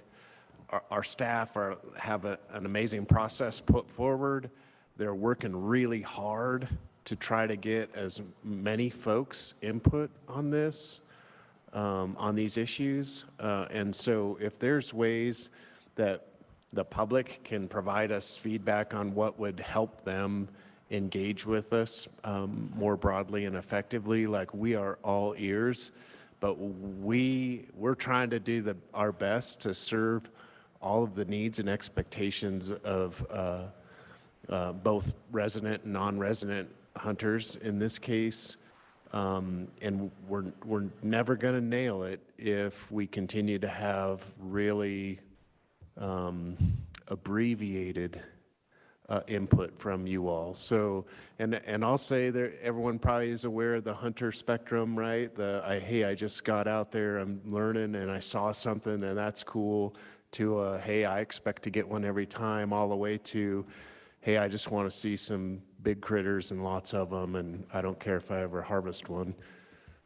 The rumor is that's where I am. I hope to squash that rumor at some point. But anyway, my point is we're really trying to hear everyone. And we got to figure out how we can hear the vast majority of folks so that we got a better target that we're shooting at here. So please, if you have ideas of what's preventing you from providing us your perspectives, please let us know so that we can continue to refine our process and ensure that everyone's voices are heard in this. Thank you, Director. Katie, I think we have virtual comment and public comment on this topic, so we'll go to that now.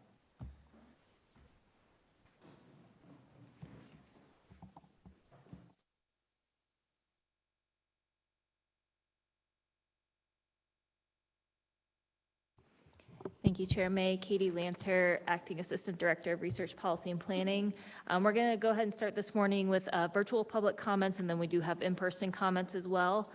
So the order we'll start with for virtual, we'll start with Steve Hildy, followed by Joshua Clowers, and then Lane Walter. So if we could go ahead and get Steve unmuted. And Steve, would you like your camera on? Absolutely. All right. Welcome, Mr. Hildy. Steve, you can go ahead. Thanks. Chairman May, Commissioners, Director Davis, appreciate the time. My name is Steve Hildy.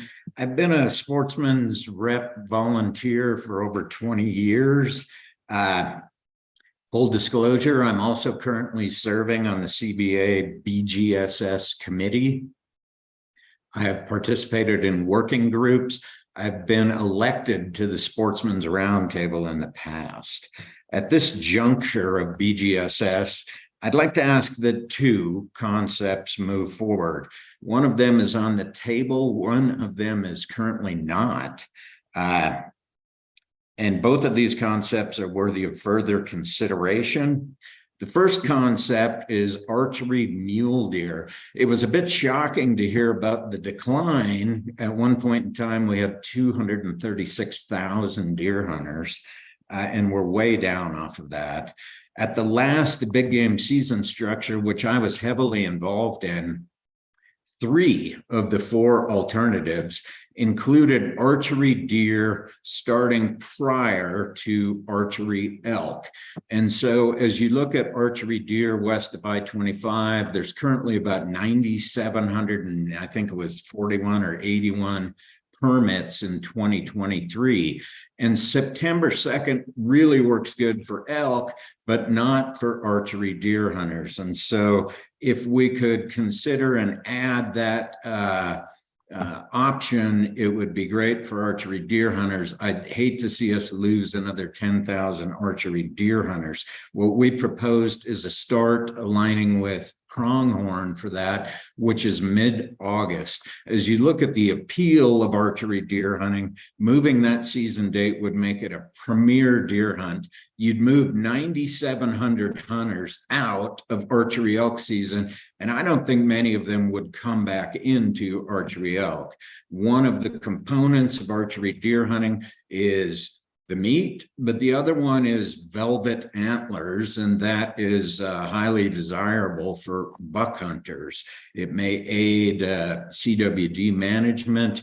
It would help youth as well as families participate in that. So we would ask that you consider adding that topic as we move forward. The second thing that I'd really like you to look at is retention of over-the-counter hunting for elk hunters. I know I'm running out of time here.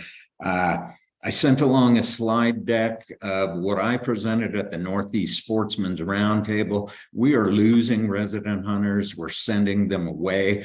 I get non-residents are important. I'm not an economist. I support our rural economies, but I don't know how you say we're getting billions and billions.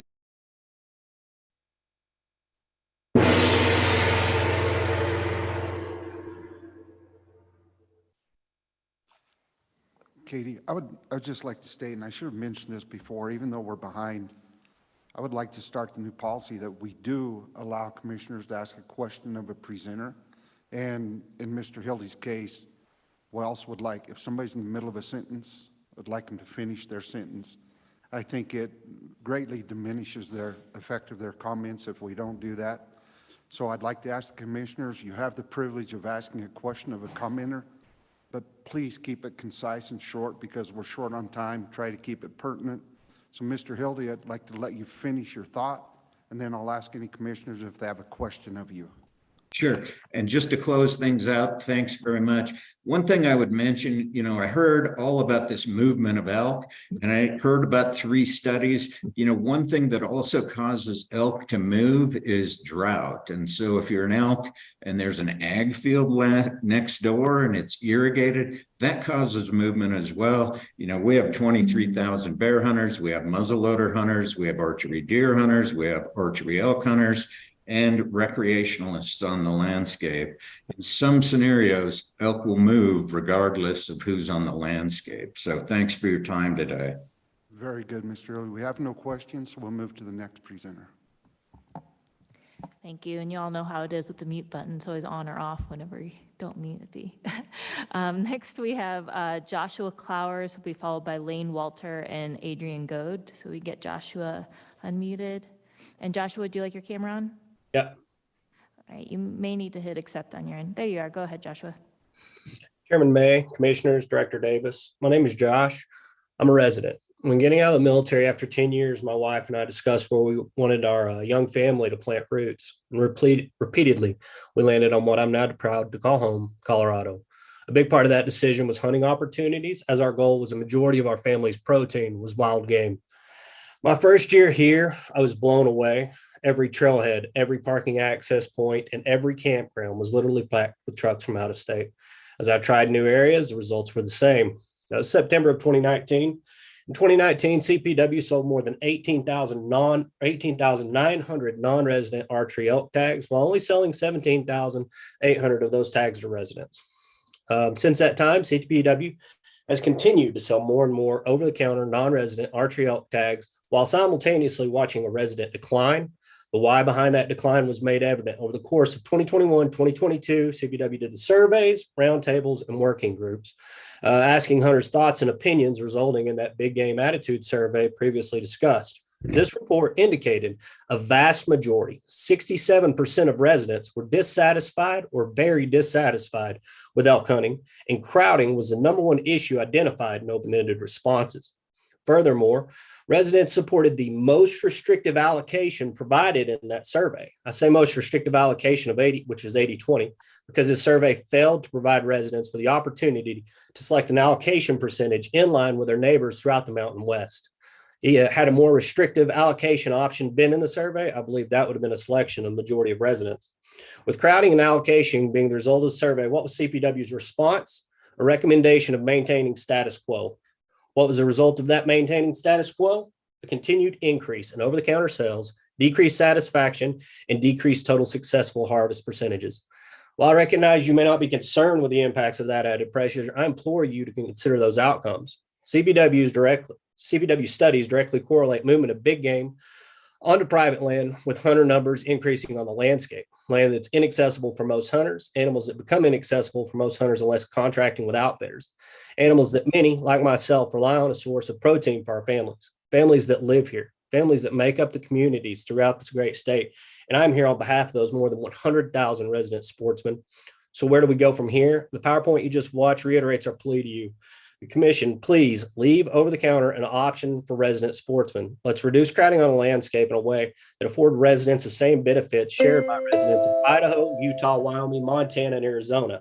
Either a non-resident cap that has a meaningful impact or a draw system for retaining an over-the-counter resident option to maximize opportunities for our neighbors, for our friends, and for our families of our communities. Thank you for your time. I have no questions from commissioners. We'll go to the next commenter.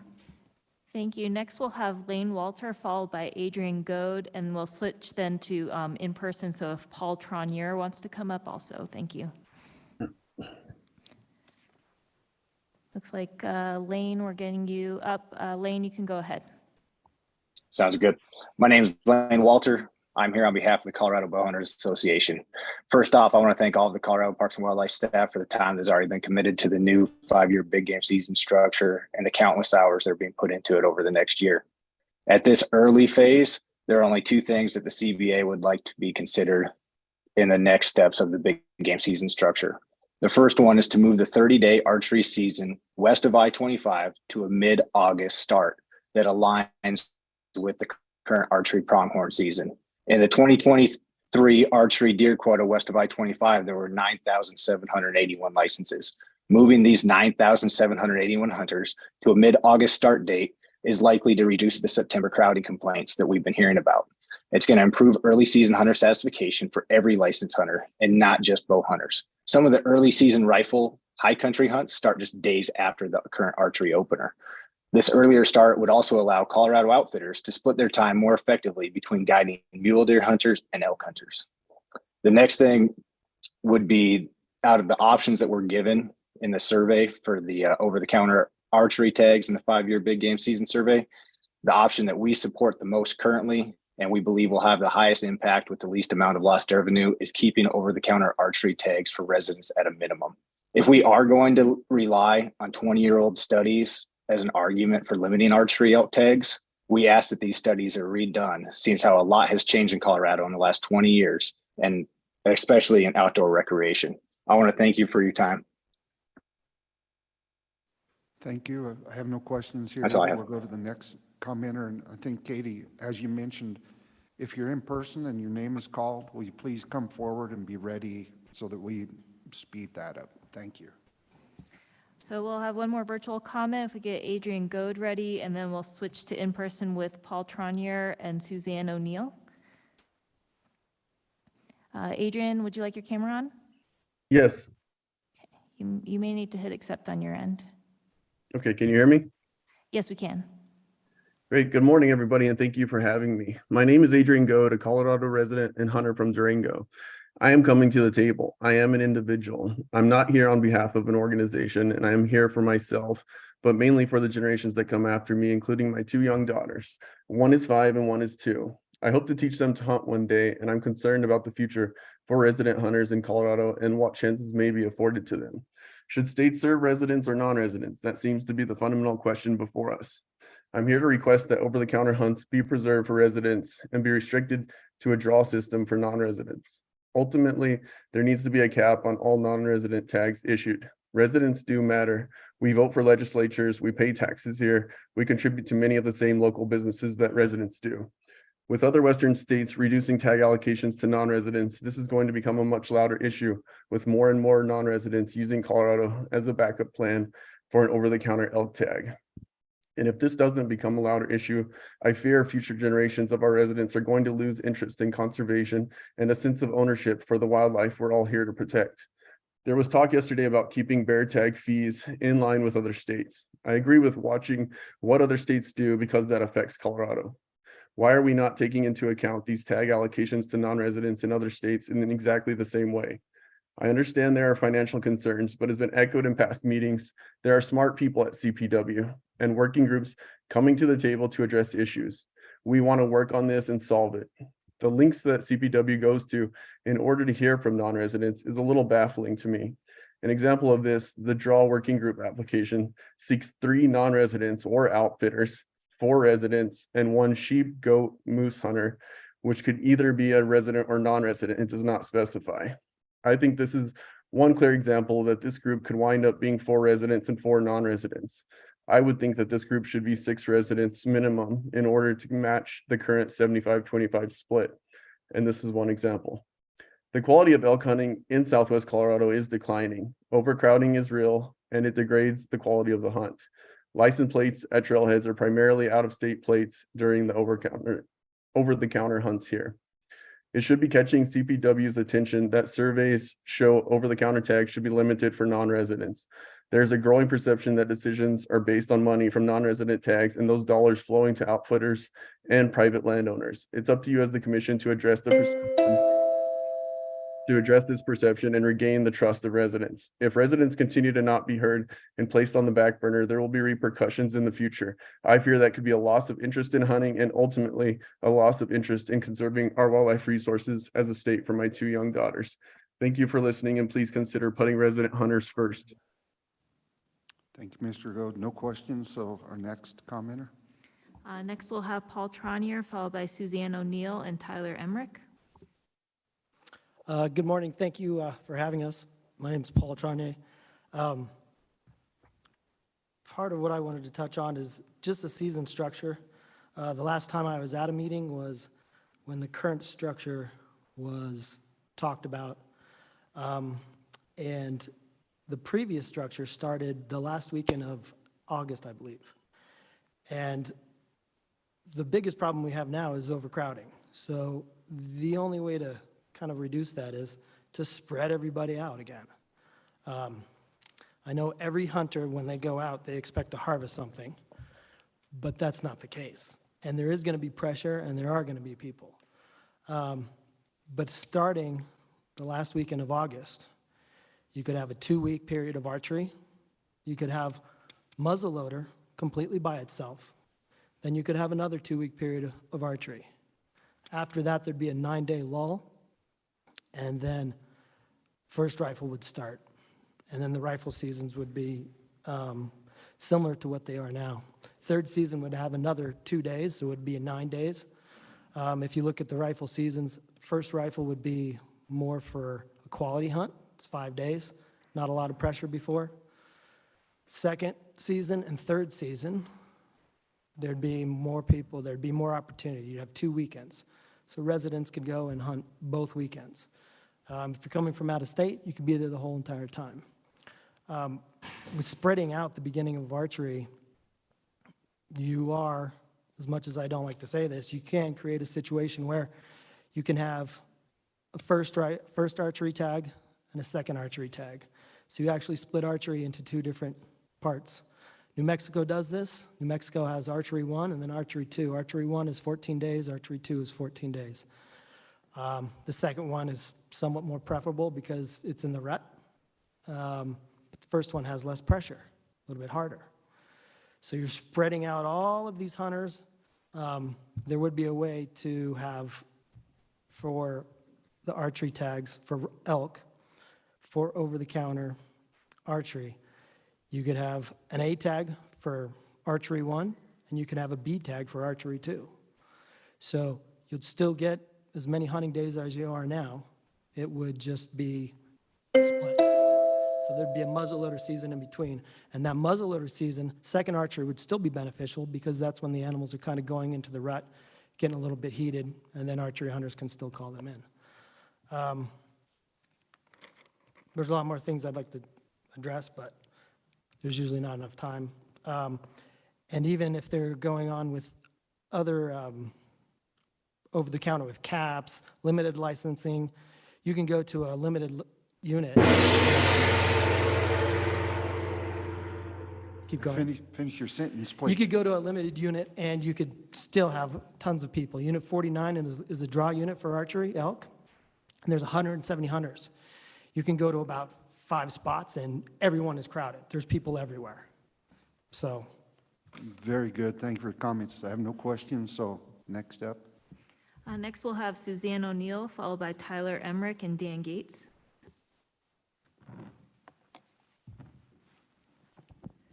Suzanne O'Neill, Colorado Wildlife Federation. Good morning, Chair and Deputy Director and Commissioners. I was thinking about the continuing conversation on 5 years versus 7 years for big game season structure, and we would prefer 5, of course, because then there's more opportunity for public information and comment. But I also understand Commissioner Haskett's point that here, if you're already eliciting public comment very early into the big game season structure, the quality of the comment for some of those initial surveys might not be what they would be 2 years later. What I want to ensure either way is, since the big game season structure is based on our herd management plans, that some plans necessarily are older than others, and that if there's new information through the AWMs and the DWMs, that filters up and is considered, even though it might require some additional thinking from a plan that had been approved several years earlier. I had indicated that kind of concern last commission meeting in conjunction with a pronghorn plan, and the assurance is, yes, economically it's not feasible to shorten the period, but yes, if there are new factors, those will come forward. And, you know, with the introduction of wolves onto the landscape, we may have some of those situations, who knows, with older plans when we're looking at a particular big game season structure. So thank you. Thank you. No questions. Next, we'll have Tyler Emmerich, followed by Dan Gates and Jennifer Burby. Morning, Director, Commissioners. My name is Tyler Emmerich, owner and operator of CG Outfitters in the Northwest Corner. First off, I just wanted to, I think we're losing sight of what the big picture is. I know everybody's wanting changes, and I think one of the big things right now is the ungulate populations. Most of our DAUs at this point in time, we are operating at the lower end of the ungulate populations. As an outfitter, I actually do not take any over-the-counter hunters. I stopped this about 3 years ago. The reason is because of overcrowding. Yes, that is a big issue. But the issue is that the animals that we do have they're just not there. And so the spots that they are there, who's going to go hunt elk if they're going to see is sagebrush, or deer, all they're going to see is sagebrush and other hunters? If we start operating at the upper end of the ungulate populations, I feel that crowding would stop to a certain degree, but we also got to understand that we're putting wolves on this landscape too, and they're going to take their consumption whether we want it or not. I feel that,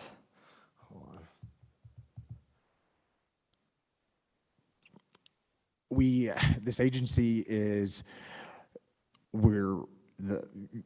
I think Jared said it earlier, we're spread so thin everywhere, money-wise, everywhere, and so everyone puts distinguish on, well, non-residents provide this, residents provide this. I think we should look more into, like I said, I think a lot of it, the overcrowding comes to population. I feel like we should really focus on getting our populations back. There's studies at this point in time that show calf and fawn recruitment are struggling and are barely maintaining. We had one of the worst winters in the Northwest Corner for several years. I spoke to an officer the other day. He drove 71 miles through 3 and 301 and saw 2 antelope. That's it. And whereas years, it would be nothing to see 300. One of my guys actually drives County Road 7 every day, and he used to, at certain times of the year, couldn't drive the speed limit because there were so many animals on the road. At this point in time, it's like a freeway for 45 miles, 70 miles an hour. I just think that there's other ways to do better for CPW to make changes to the big game structure, such as, like I do believe public comment is correct, but I also believe that we shouldn't try to make 15 changes in a very short period and then study it and see if it works and then try to make changes again. I think it should be a little more slower process, a little more thoughtful, so mistakes are so we can actually do what's right for the animals here. Thank you. Thank you, Mr. Emmerich. No questions, so next. Next, we'll have Dan Gates, followed by Jennifer Burby. Thank you, Chair May, Director Davis, Commissioners, and welcome Assistant Director Brass. I'm Dan Gates with the Coloradans for Responsible Wildlife Management, and I'll try to circle the conversation back a little bit to the big game season structure side of things. I think some of the other individuals talked about maybe one of the other subject matters, and they've got their personal opinions about that. But one of the things that we saw when we were looking at previous big game season structure surveys, and while Jonathan Boydston and Garrett, they all presented good information about the data that they've collected, there has not been an extensive outreach to a variety of different communities in the state. And I think an easy way to be able to do that, and we recommended this previously several years ago, was to reach out to the county commissions and the town councils. The economic side of that, those individuals are concerned not just from a local perspective, but from a regional perspective as well. They know the sporting goods owners, they know the meat packers and the processors and the hunting guides and the taxidermists and the landowners and the motel owners, and they know all of them. And if there was some sort of individual specific reach, not to the 64 counties, because not of them all are going to be affected dramatically by anything that goes on with the season structure, but there would be a component that it would take the onus off of a lot of the staff for CPW. They wouldn't have to go door to door. But we all know that if people don't get recognized in a conversation or an outreach, they feel left out. Leave it up to the local individuals that are feeling the brunt of the economic component of this from the residents and non-residents alike, and it's a tool that could be utilized and maybe get a lot more information that was ever had before. Some of the other things that we've looked at over the course of my involvement in this is asking a question about hunter satisfaction. Now, I heard Jonathan Boydston mention that before, but the specific questions, I don't know if they're actually bullet pointed enough when you talk about satisfaction. Is it satisfaction about overcrowding? Is it satisfaction about season dates? Is it satisfaction about actual experience in the field? Were you satisfied with the experience in the field? And it goes back to some of the other previous comments about, are you happy with your experience of harvest? Did you see what you wanted to? Or were you just satisfied that you didn't have a bunch of people running over the top of your favorite spot, even though you didn't harvest anything because maybe there wasn't anything left to harvest? So I think those are some of the comments that could actually be looked at and that information qualified or quantified, but leave it up to the individual regional representatives and have them part of the conversation. It'd be a lot easier to communicate through them and have them disperse that information and maybe have their own town council meetings or outreach to those individual businesses and interested parties. So I know you guys are up against a time limit. Appreciate the opportunity. Look for any questions or I will step down and relinquish the 5 seconds left. We have a question from Commissioner Haskett. Thank you, Chairman May. Actually, you kind of hit on something that I've thought of for a long time and have never mentioned, but I feel that there is a difference in hunting and the pressures and the thoughts of the people who actually live on the landscape 365 days a year than the people who just come there and hunt. Is that kind of what you're hitting on too? Thank you for the question, Commissioner Haskett. And I believe so. I mean, we hear so many times over the course of my involvement for the last 15 or 20 years is, well, I didn't know that meeting was going on. I mean, the people that aren't in these conversations, that aren't actually in the hunting public or populace, I think that they're kind of left out of those conversations, not intentionally. It's just that they don't keep up to speed with what is going on. By the time that actually happens or a decision is made, they weren't part of that conversation. And I think that, to your point, you know, there's an opportunity to reach out at multiple levels and I think it should be up to the individual communities. But with Parks and Wildlife's insistence that here's an opportunity for you guys to communicate, then you can give that information back. It would alleviate the strain of resources on CPW, but I think you would find that people would want to communicate regularly, and they wouldn't think that their thoughts and processes fell on deaf ears, maybe, because they're talking to their local community organizers and leaders. Thank you. No more questions, Dan. Thank you. Next up, we'll have Jennifer Burby.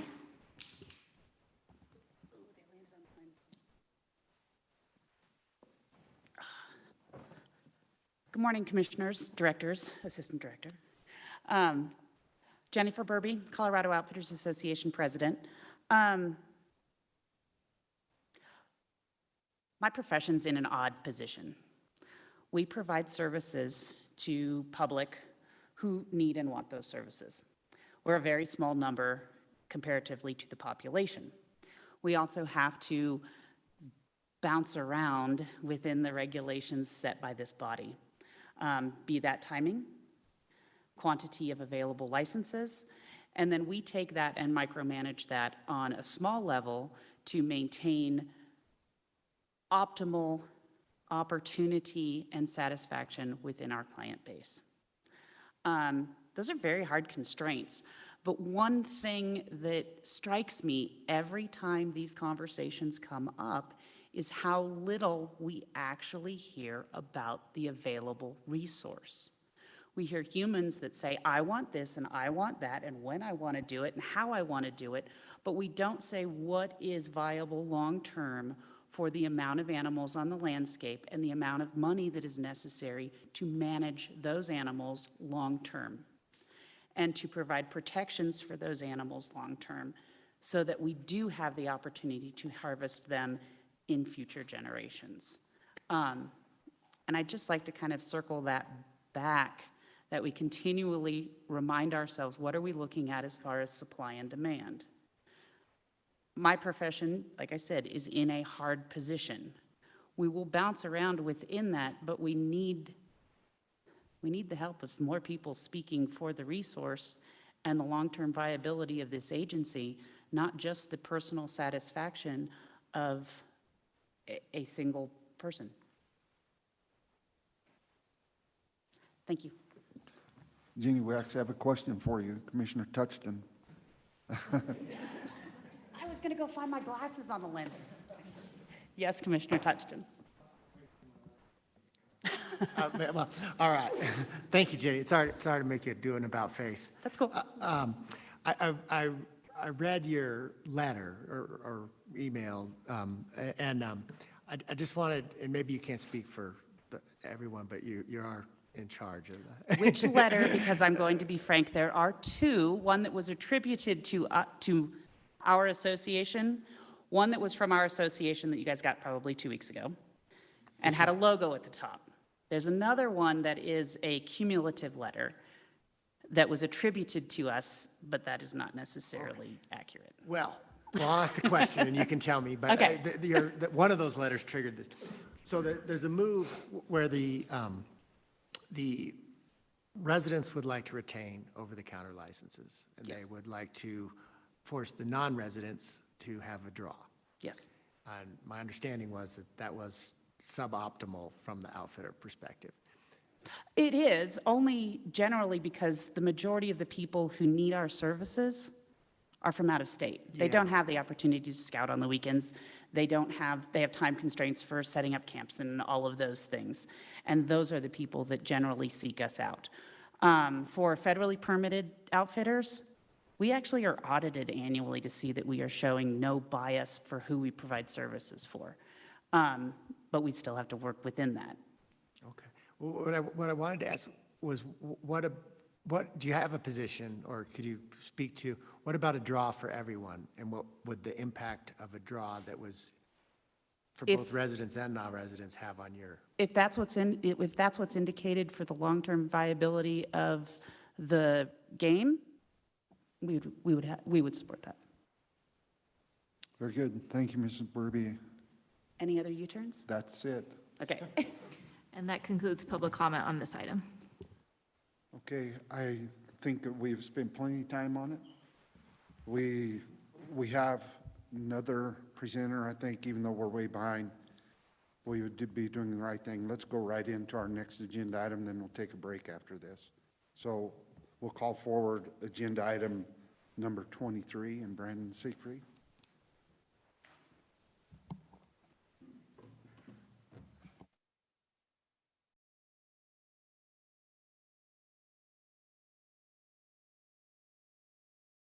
Can you hear me? Yes, we can hear you. Please proceed. Okay. I'm just going to start my clock. My name is Brandon Siegfried. I'm the founder of the Colorado Resident Hunter Association Facebook group. We're at 775 members. We started up this past fall. Slide number 1 that's up is over-the-counter elk tags sold in Colorado, the decline of the resident hunter in all OTC hunts since 2014. So the first on here, there's a column for archery OTC, and it shows resident hunters are down 20%, 4,000 since 2014. Non-residents are up 28% on this graph. There's actually another report I found recently.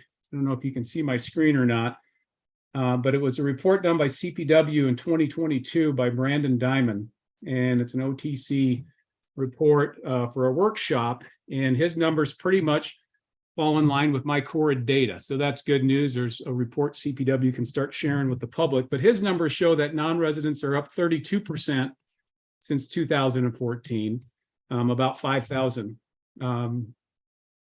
Couple of notes on the CPW report. They have non-residents are actually up 46% in archery since 2012. And that 54% of the OTC archers in our state are non-resident, and that's unheard of in Western states.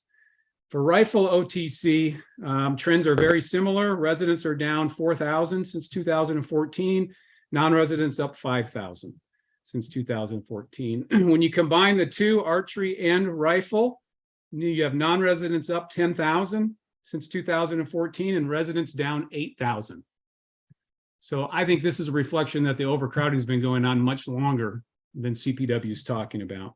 Next slide, acres of public land per acre. These are the studies that need to be done by CPW. And this one shows that we have 3 times the hunting pressure on our federal public lands for elk than the other Western states. Also, the far right column shows that the average Western state has a limited tag allocation for elk of 10%. And we're at 20 to 25. We appreciate the improvement the residents do, but to restore equity for residents, we still have more work to do, and I'm sure we'll have further discussions on that later. The next slide. Going fast, hold on, but all of this, by the way, I emailed you guys 1 hour ago. All the links to my data, all the research, it's in that email.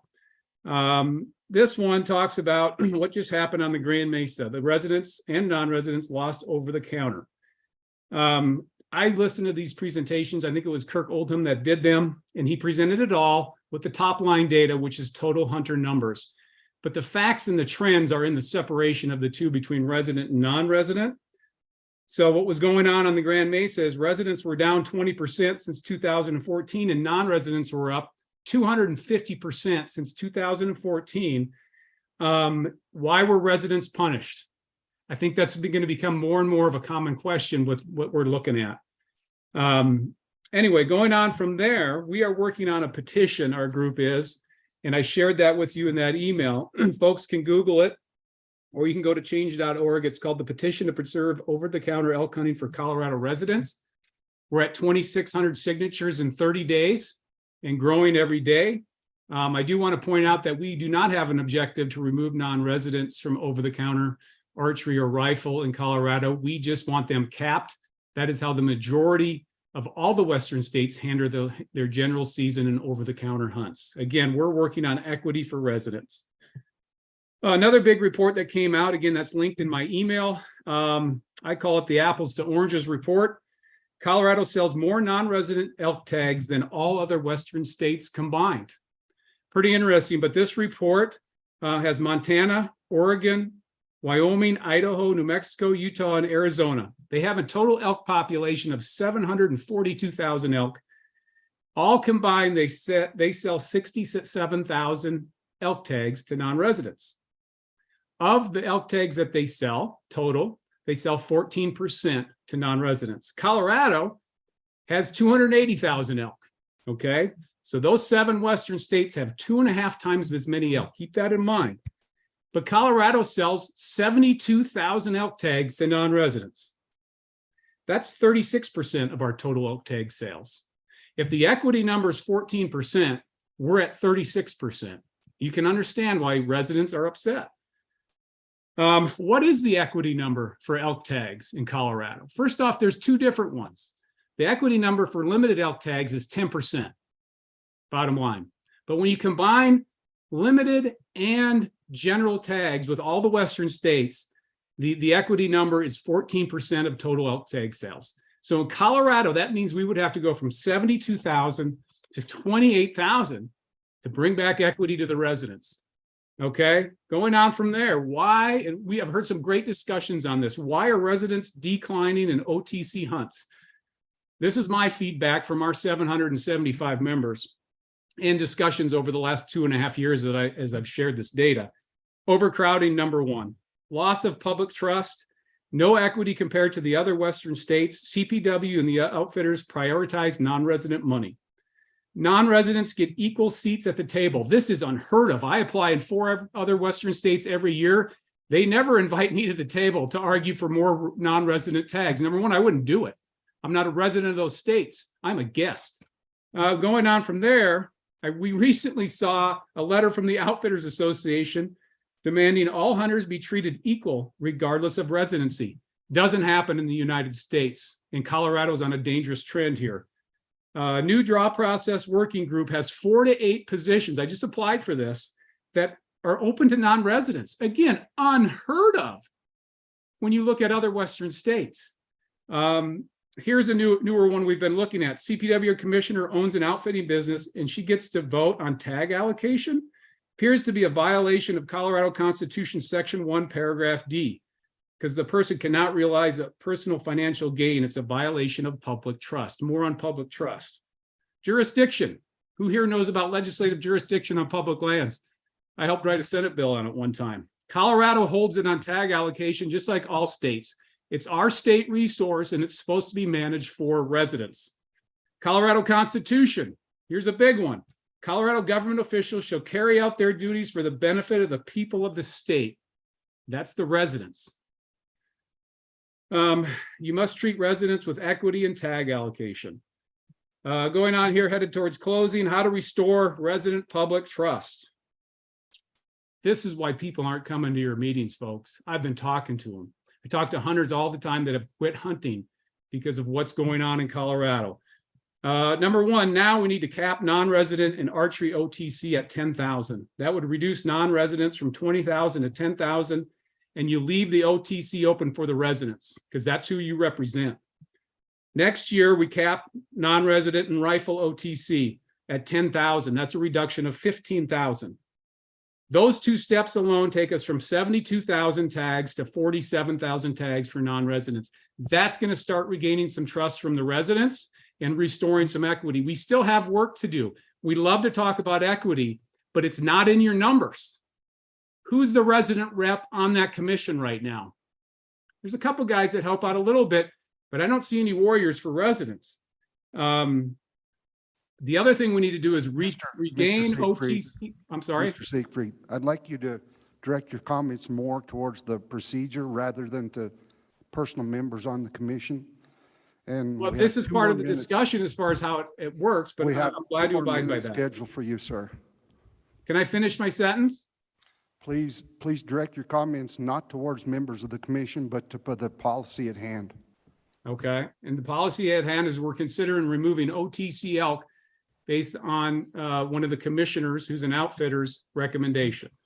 Another thing we can do to restore trust would be to bring back OTC for the residents on the Grand Mesa. We did not participate in the overcrowding up there. They should not be punished. And in closing, somebody's going to ask me, how are we going to pay for that, right? I love this question. Resident equity is not for sale in Colorado. We won't pay for bias against residents. nor will we pay for mismanagement. This has been going on for 30 years. We're just starting to talk about it now, and we're gaining a lot of momentum. And the idea that residents have to pay for their equity is not fair. Thank you for the opportunity to speak today. Thank you, sir, for your comments. And I will direct that we spoke yesterday to the statute that requires the makeup of the commission, and that does require what we are fulfilled to do. So I think that we reached that. And I just would like to add to this, if you'll pardon me, because there's probably some confusion as to the difference why Mr. Siegfried presented for 10 minutes and everybody else has 3 minutes. So I'll read part of our policy. This will help people in the future. Public presentation. In addition to normally scheduled opportunities to testify on matters before the commission, persons or groups wishing to participate in a regular commission meeting may request to be placed on the agenda by submitting a written request to the director at least 30 days before the meeting.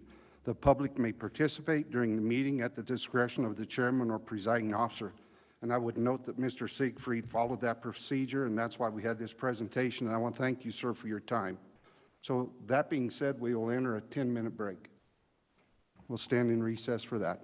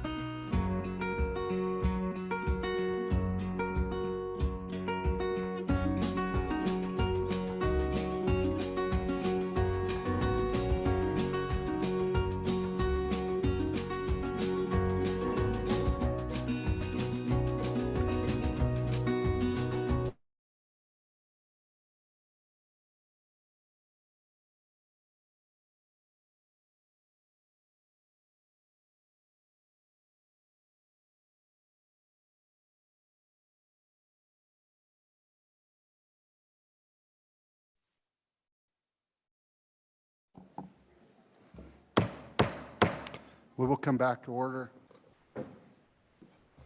Our next item of business will be agenda item 24, the consent agenda. And I misspoke somewhat yesterday. We don't have any commissioner pull-offs of the consent agenda. There was one item removed from it, and it has been dealt with. So unless anybody else has anything, I would entertain a motion to accept the consent agenda. That motion's made by Commissioner Phillips, seconded by Commissioner Skiba. We'll have a voice vote. All in favor of approving the motion to accept the consent agenda signify by saying aye. Opposed, same sign. Motion passes unanimously. I think we now have public comment. Is that correct, Katie? So we'll go to agenda item 25 and public comment.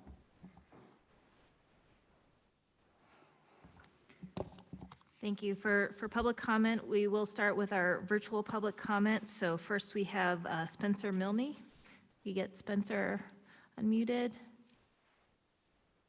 And Spencer, would you like your camera on? Spencer, are you there? Okay. Not hearing Spencer, are you all? While we figure out on Spencer, why don't we go ahead with our in-person comments then? So if I could have Ryan Sedgley come up, followed by Jennifer Burby. I would remind the commission once again, if you have questions, please queue in, and that will help us to keep the flow moving a little more. I'll watch for that. Good morning, Chairman and the Commission. My name is Ryan Sedgley. I'm from Montrose, and I'm here representing the Endangered Species Coalition. It's great to see you all again. I want to thank you and the agency for keeping the public, other stakeholders like my organization, ranchers, as well as hunters and anglers, updated on developments on the restoration of wolves in Colorado. Something that I've been hearing from certain people and groups around the reintroduction of wolves is that the differences between urban and rural peoples is essentially some immovable or inevitable division. I live in rural Colorado, and before that I spent about 10 years living in the extremely rural interior of Yellowstone National Park, where me and my neighbors live successfully with wolves and other predators. While I acknowledge that there are many differences between urban places and rural places, we are more similar than different, and I resent it when people try to drive those wedges between us. When it comes to wolves, this shouldn't be a rural-urban issue. The differences in how these groups of people will be impacted by wolves needs to be acknowledged and addressed, and you are doing that, and that's evidenced by your commitment to non-lethal conflict mitigation measures. The wolves will help complete a missing piece of the wildlife fabric that we're all part of. And they have the potential to bring us together over a wildlife success that we can all celebrate and appreciate. We can be proud of how Colorado is doing this better. It's doing it our way, the Colorado way. With that, I ask that you better share the story of Colorado way of doing this.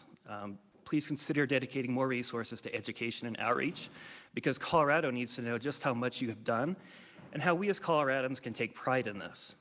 The public needs to learn about how to live with wolves, along with accurate facts and stories about wolves. They need to learn that all that will be done to avoid conflicts, and how ranchers will be well compensated if their livestock are killed, and how wolves can help improve the health of our elk herds while providing opportunities for hunting as well as wildlife tourism in various forms. Maybe the Colorado Wildlife Council could utilize their public relations resources and expertise to highlight the success and how all of Colorado, including hunters, can benefit from the reintroduction of wolves. I would also like to reiterate Commissioner Skiba's point that you don't have to do this alone. Please engage with your nonprofit partners, local leaders, and community organizers to help share this message. Thank you. Thank you, sir. I have no questions. Thank you. I believe that we've fixed Spencer online, so we'll try Spencer Milne next, followed by Jennifer Burby.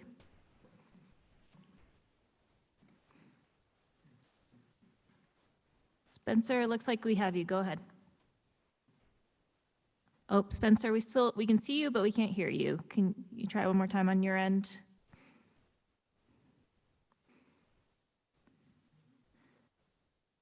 Spencer, sorry, Spencer, we still can't hear you. Why don't we go ahead with Jennifer? Yes, now we can hear you, Spencer. Okay. Go ahead. All right. Obviously not super versed in computers. But first of all, good morning, and thanks for taking the time to listen to me today. I know a lot of the conversation has been about the big game season structure and overcrowding and OTC tag allocations. I'd like to take a step back from that and explain that the frustrations of the resident hunter go far past that big game season structure and over-the-counter tags. So for the past 4 or 5 years, I've been a game processor in the northeastern Colorado area. And during that time, I've interacted with hundreds and hundreds of hunters. And I do it the way I do the game processing. I'm actually doing it with them there. So, I'm getting to talk to them the whole time and getting to pick their brains about what they did and didn't like.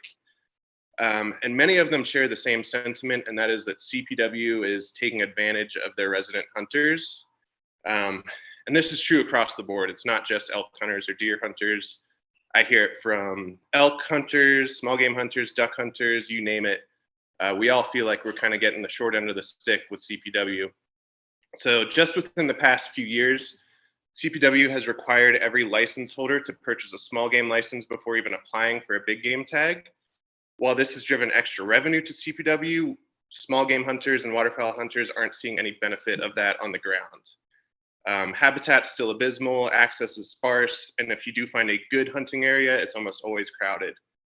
While other Western states with smaller budgets are able to boast great harvest numbers for upland birds and waterfowl, for example, Wyoming has a harvest of about 3.6 pheasants per hunter. Colorado's down at 2.1. And Wyoming does have just a few more pheasant hunters than we do.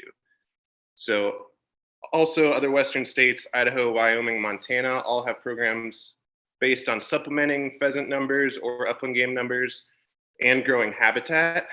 The only thing I see like this from CPW is the corner conservation program, which is kind of laughable. So, we get a small speck of land that's on the corner of a pivot field that you could toss a rock across.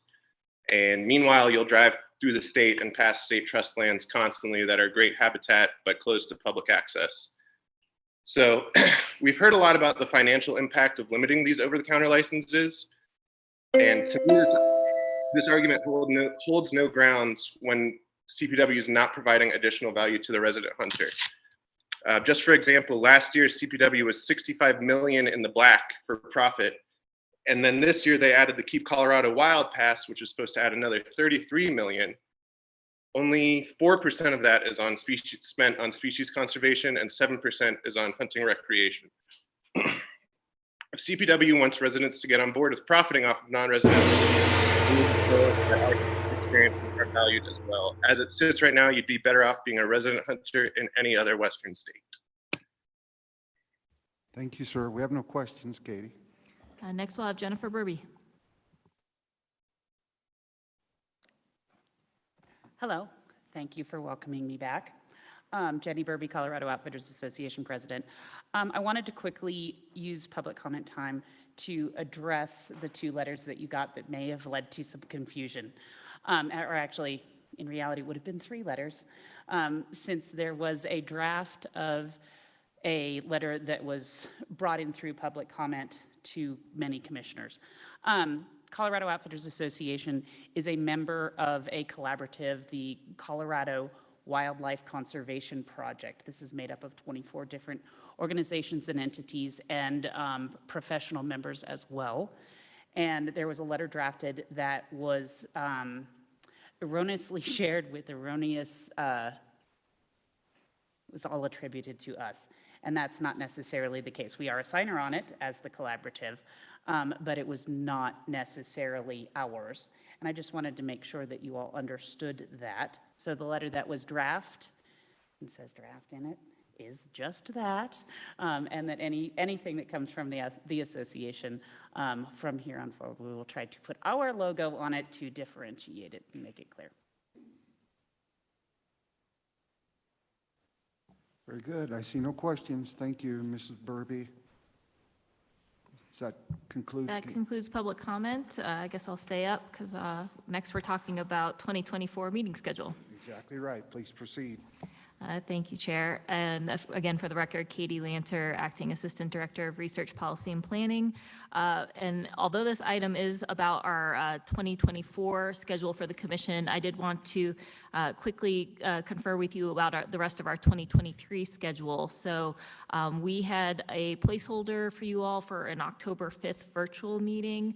In talking to staff, it seems like we probably don't need to meet with you then unless you all have a desire to meet with us. I think if, with your permission, I see a lot of no's. So with your permission, when you approve the 2024 schedule, I think we could also cancel that October 5th, 2023 virtual meeting, which means the next time that you all would get together would be our November 16th and 17th, 2023 meeting in Burlington.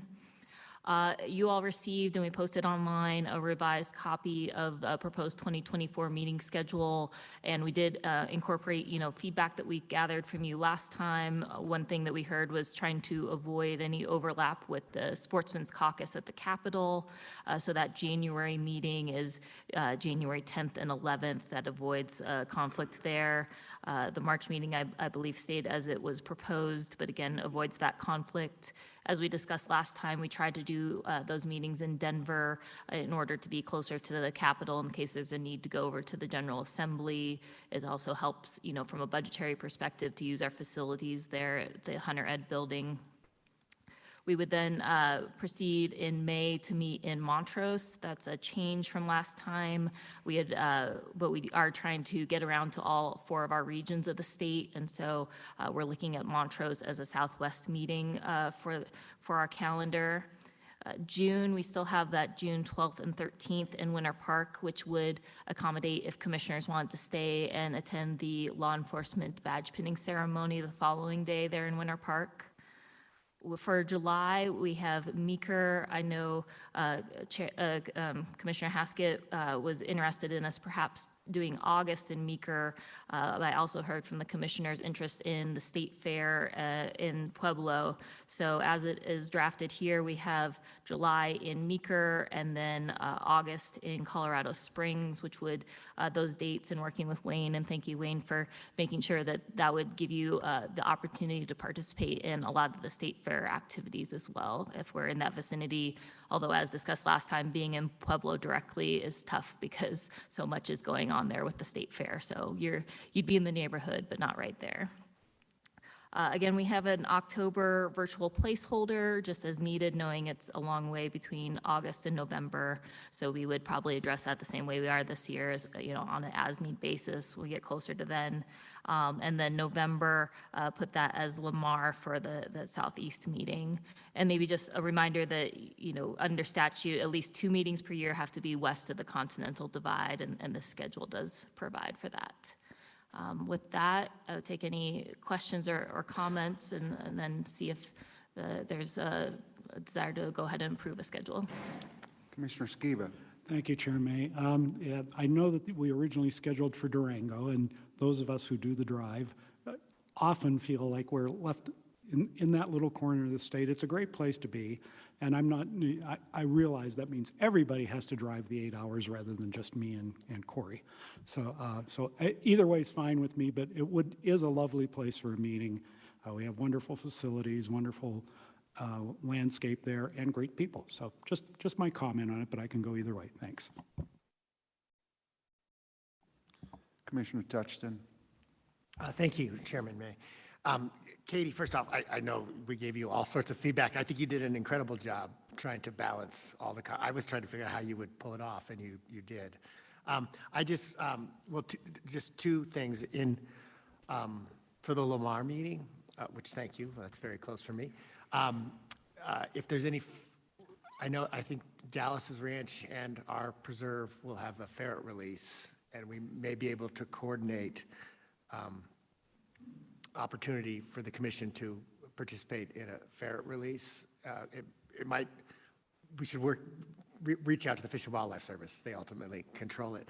And then for next year, I don't want to mess with this, or 2024, 2025, Just a thought. We always do our Eastern Plains meeting in November. I know a lot of people like to go pheasant hunting, which apparently stinks in Colorado, but I did want to offer an alternative, which is there's the tarantula migration. And that's something else that people might be interested in, but it would require the Eastern Plains meeting to be probably in October or September. Thank you, Commissioner Touchton. Thanks for the segue. It allows me to say the black-footed ferret reintroduction program, it's sometimes taken for granted that there are always ferrets that can be released. It's quite different than that. There's a limited number based on the success of that year's program. And this year, there will be 8 black-footed ferret reintroductions in the western United States. 5 of those 8 are in Colorado. So that's a source of pride for Colorado. Director Davis.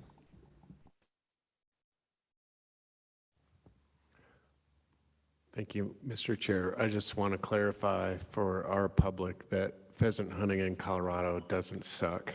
I've spoken with several people that enjoy pheasant hunting in Colorado, and I have not heard them getting skunked. They have expressed support for their opportunities in Colorado. And just a comment, as far as the corner program is highly successful. The reason it's so good is it provides year-round habitat for pheasants, but it's connected to mostly cornfields, grain fields, and usually those are also able to be hunted unless they're being harvested. So the corner program is an extension of a bigger program. I agree with your comments. Commissioner Haskett. Just to follow up on what you said, so several years ago, we went to, I don't know, somewhere out east, and we did go actually tour some of the corners, and I think CPW has done a great job with getting those corner crossings for one thing, but trying to get as much public access as we can. Unfortunately, on the east slope, especially the plains, there's a lot of private ground, and we're doing all we can to get that. So I think what we're doing is great, and our pheasants are fine. That's correct. Plus a corner on a irrigation sprinkler, usually on 160 acres, an irrigation sprinkler irrigates 130 of those acres. So there are 4 corners with 5 acres, and those 4 corners are usually connected to 4 other pivots. So you have 20 acres of permanent habitat. Now that's connected to the year-round use of the farm fields, which is where the food source for the birds are. So I think it's worth explaining that's the purpose of the corner program. It might be one small corner, but it's a connected landscape. Any other discussion on the meeting schedule? We kind of got off of that. Chair, may I make a response to Commissioner Touchton's Please. suggestions? First of all, thank you for the information that there might be some ferret releases coming up and we could coordinate with. So yeah, I would like to follow up more with you in this service and Commissioner Phillips on that.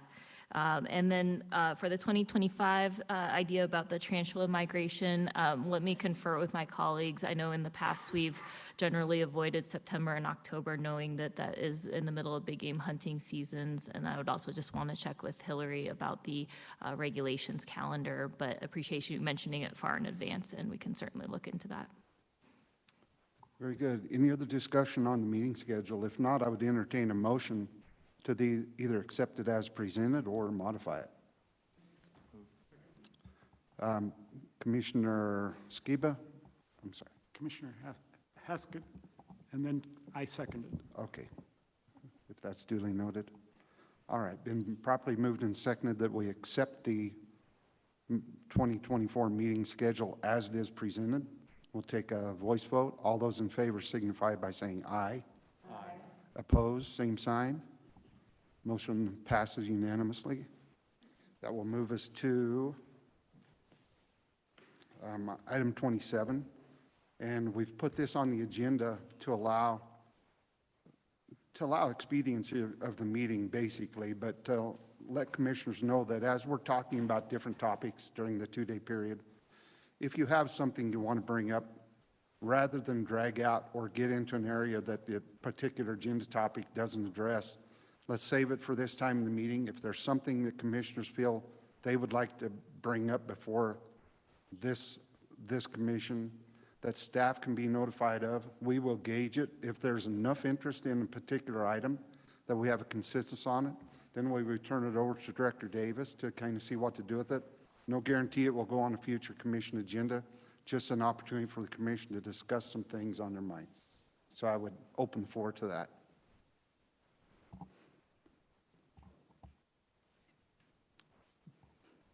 There we go.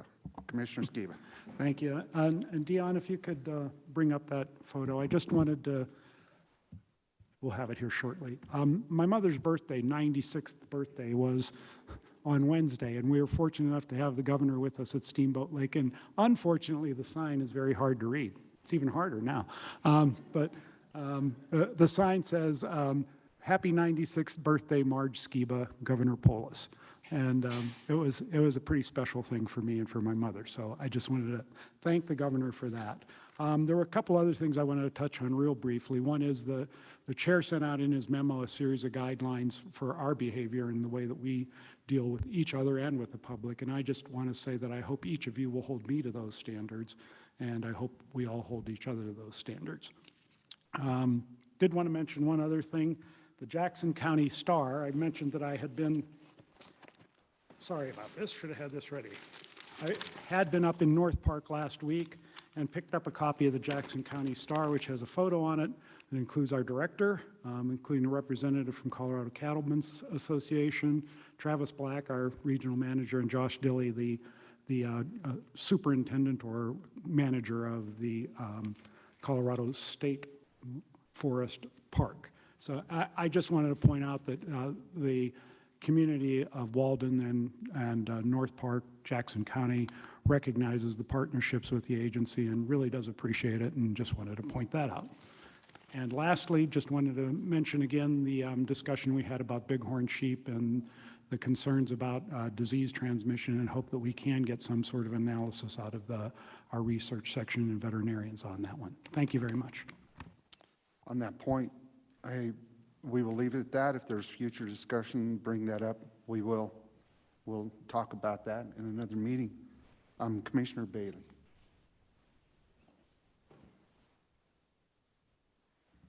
Sorry about that. I'll get the hang of it. No worries. Thanks, Chair May, and thanks for making the space for us to do this. I've mentioned it before, but just especially as we hear more and get more updates regarding parks, park management plans, park plans, operations, et cetera, which I think we all appreciate having that information.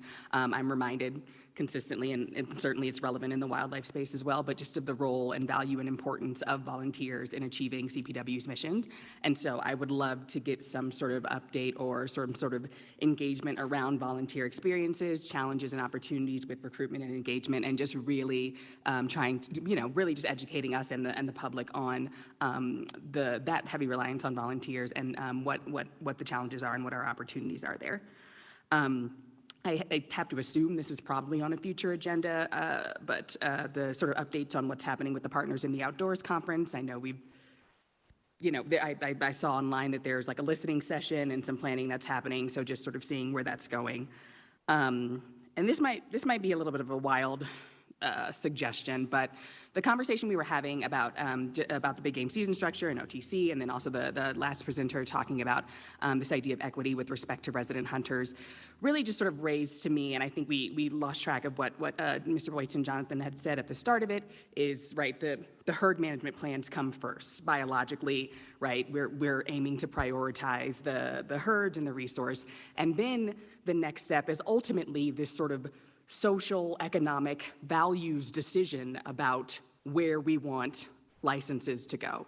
And I think it might be worth sort of having a discussion about what equity might look like, or what our values as an agency might look like in terms of license allocation and other topics. And I don't know that that is going to help with future decision making, but I think there's a lot of confusion, lack of clarity, disagreement, whatever it may be, in terms of what the actual expectations are and really what the sort of again, ultimately, it's sort of a normative values judgment about where these things should go. So I don't know what that looks like, if it's a workshop, if it's an actual discussion. It might also be a wild conversation and get us nowhere.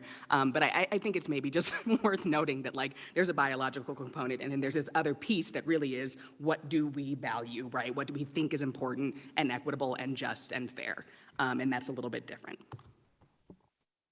Thank you, Commissioner. And as a point of clarity, you have 2 or 3 issues there.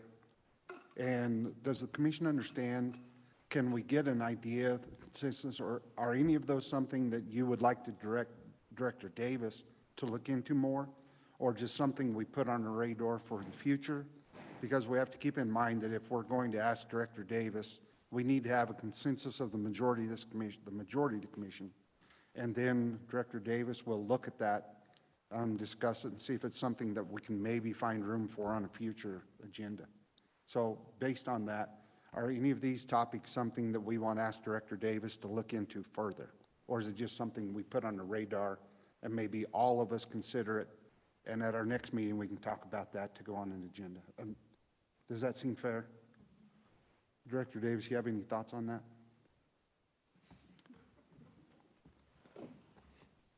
Yeah, I'll need to follow up and make sure that I have crystal clarity on what those assignments are.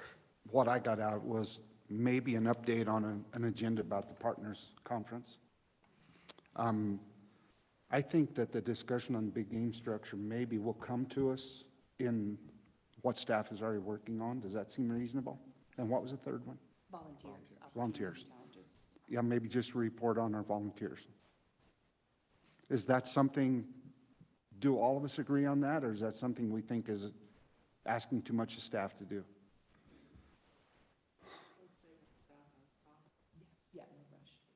Which will be Director Davis's discretion. Go ahead, Commissioner Skiba. Thank you, Chairman. May I was just going to say, similar to Commissioner Haskett, is let's, maybe we should ask the staff if they have time and see if they can do it. I agree. I think let's leave it informal like that. Maybe Director Davis and Commissioner Bailey can have a discussion, and then perhaps our next meeting, if this doesn't naturally come forward, we will talk about it at our next meeting. Okay, that being said, Commissioner Touchton. Thank you, Chair.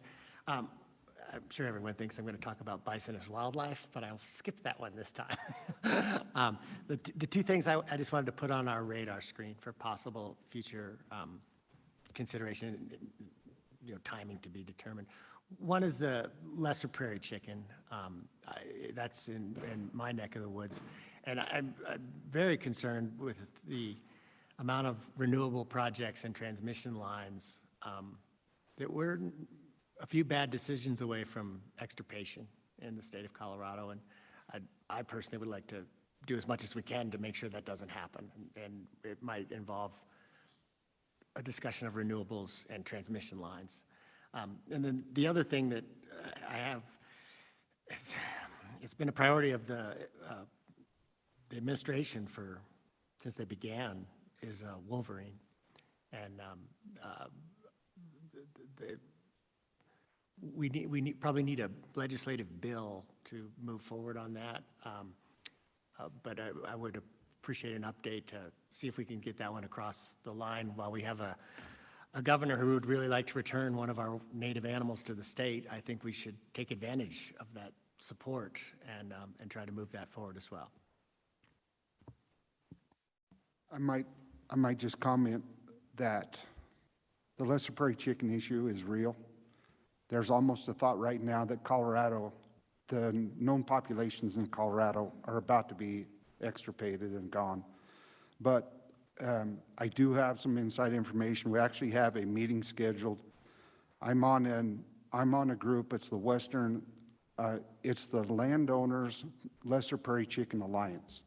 We have landowner representatives in Texas, New Mexico, Oklahoma, Kansas, and Colorado. I'm the Colorado representative for that. We have a meeting scheduled September 5th with Liza Rossi, with Clint Evans, the state conservationist for NRCS, with Jonathan Rice, with Ray Aberley, possibly Director Davis. But we're going to address those issues, and I would appreciate maybe let me get through that meeting, Commissioner Touchton, so that we don't direct staff to work on this, because I will have more information on that, but you're exactly right.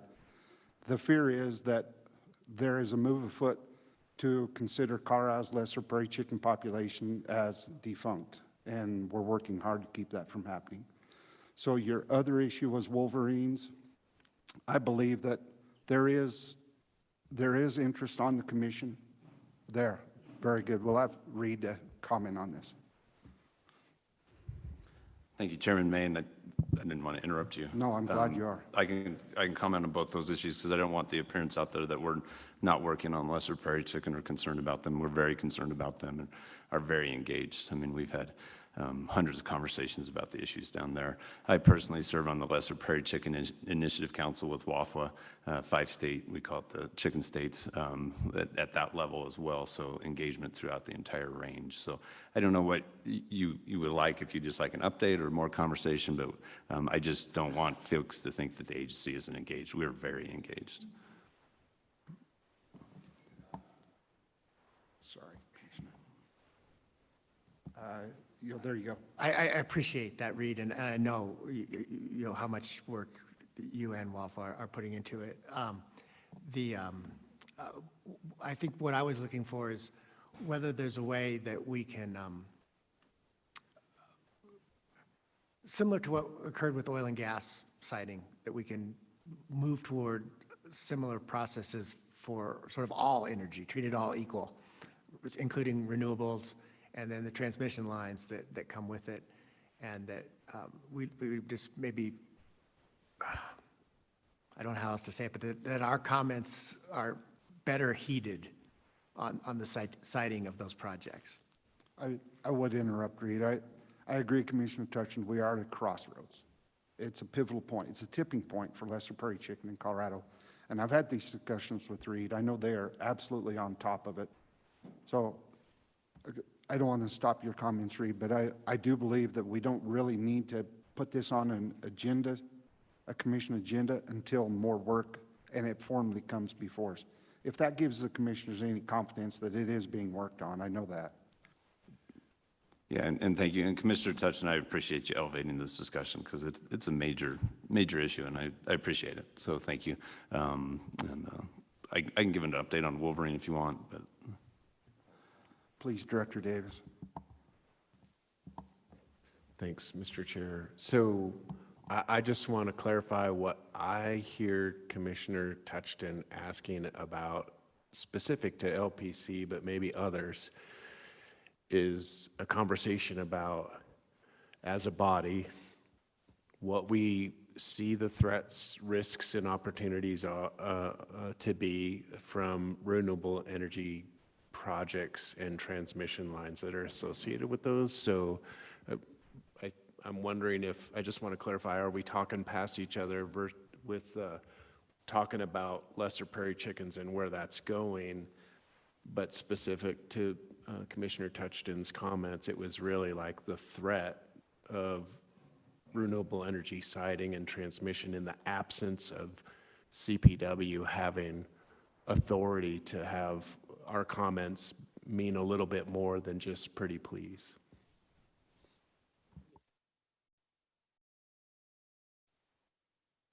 But as to timing, you guys know more than I do. Are you comfortable with that, Reed? My approach is I would like to give us a little time to work through this and then bring it to the commission in a more formal manner, because all the points are very valid. Commissioner Haskell, try to get to where, there you go. You're talking about renewables, but I would like to see that added to include our ungulate herds and all of that too. So, I mean, that's one of the first things I brought up was how that renewables are affecting that. So let's make it encompass all of our species. Commissioner Barty. Thank you.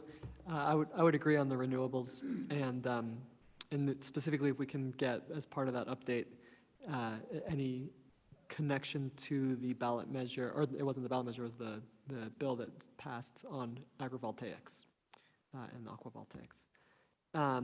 And then, since Commissioner Touchland didn't mention it, I would be interested in an update on the bison discussion.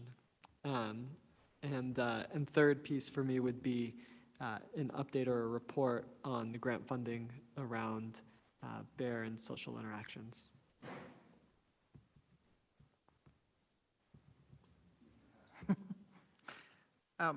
Just a comment and then a request. So the corner crossings we were talking about earlier actually do help the lesser prairie chickens and many other species, pollinators, all of that. I asked for an update on Sweetwater Lake to be received more regularly. I'd like to see an update on Sweetwater Lake again also. Thank you. Obviously, this has turned into a bigger item than we planned, but I think it's important because these are all things that are on commissioners' minds. And just so the public knows, we cannot speak to each other about them only here on this open mic. So a suggestion as I'm listening to this, we'll organize this better in the future. This is kind of breaking new ground. But I would like to think perhaps, just like the things that have been mentioned, maybe Director Davis in his opening remarks for the next meeting can address a couple of these just on the surface. So then we can go forward in a more organized way. Does that make sense? At least everybody knows that we're aware of it and we're working on it, and we'll move towards that. And then that will give us a chance to prioritize some of this, because it does need to have it. We can't just add 2 or 3 new agenda items regularly. We need to be very organized and methodical. Does that make sense, Director? That being said, I think, is there anything else? I don't have anybody else. Reed, are you okay with that approach? Yeah, if Director Davis says, I'm good. Did you want some update on Wolverine? Please. Okay, I'll just give you a brief update, and we did provide an update when we were in Aurora. Brian Dreher and I gave a more in-depth update. So really what we're waiting on is a November decision from the U.S. Fish and Wildlife Service on the listing status of Wolverine. Once that's determined, that will really clear the air for us as to where we move forward. Just remind the commission that we have updated our plan that was prepared, I believe, in 2014. We've paid a contractor, Bob Inman, who's a world-class wolverine biologist, to update our plan. We're working to finalize that plan now and take it out of draft to more of a final state. And then once things move forward, we can present kind of the plan to you and then begin stakeholder outreach. But we cannot get ahead of ourselves before we do any stakeholder outreach. But yeah, definitely on our radar. It's been on our radar since 2013 and something we would like to complete as well. Very good. Yeah, thank you. I would just like to comment that what we were trying to get around is the fact that these things we just brought up in this session are things that in another meeting in the past might have been brought up on the periphery. And what that does is can create a lot of confusion with staff. They don't know if we're directing. So what this allows is us to openly talk about it, discuss it. We're all aware of it now. We haven't given staff any directives. I want staff to understand we're not asking them to do anything. We're asking the director to analyze it all, bring it back to us, and give us a chance to prioritize that. Is that in agreement? Very good. Well, I think that'll end that, and we will now move into our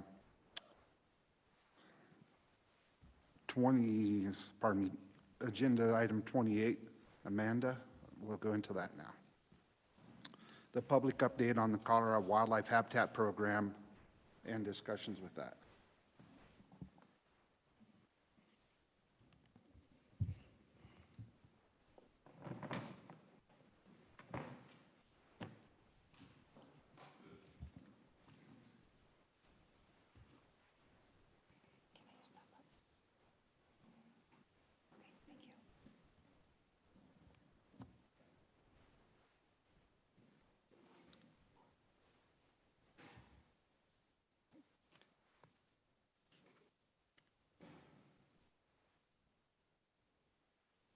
Thank you, Chair May. Thank you, Chair May, Director Davis, Assistant Director Brass, and Commissioners. I'm Amanda Mims, CPW's Land Protection Specialist. We're here today to answer some of the questions that were raised at the May Commission meeting. Excuse me. Specifically, we will discuss one's third-party conservation easement located in the southeast region. We will discuss this in detail once we get into executive session, and afterwards I will ask for your vote on that project. Thanks, Dion.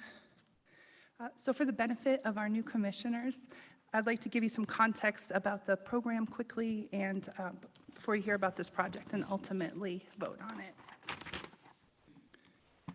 The Colorado Wildlife Habitat Program is an annual funding program that provides opportunities for landowners to protect their habitat as well as to provide access for hunting and fishing. We do this through funding specialized conservation real estate transactions, specifically through the funding of conservation easements, public access easements, and fee title acquisition. And we'll provide more information about what the program funds when we return in January on the 2023 program.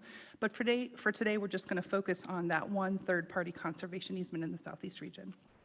Conservation easements are real property interests. They are deeds that restrict the property's development in favor of what's important for the property, specifically the wildlife habitat conservation values and agricultural conservation values on the land.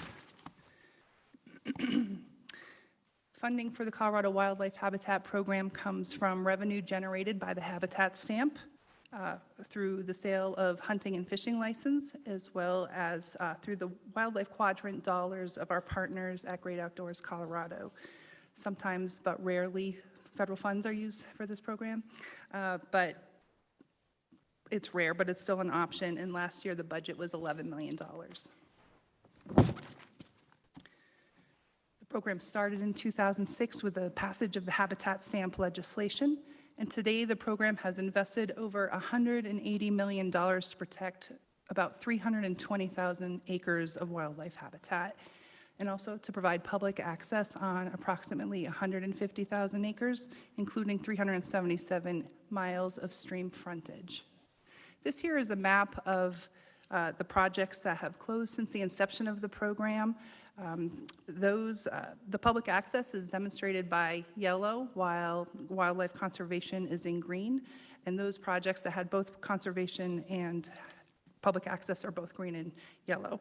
You'll see that the program's investments have touched all four regions of the four corners of Colorado, and we've done a lot of projects that focus just on habitat conservation without the public access, similar to the project that we're going to speak about in the executive session today. Sorry.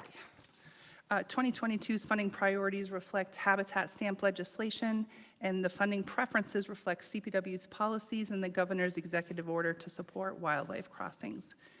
The proposal we will discuss today in executive session checks off 6 of the 7 funding priorities and 1 of the 2 funding preferences.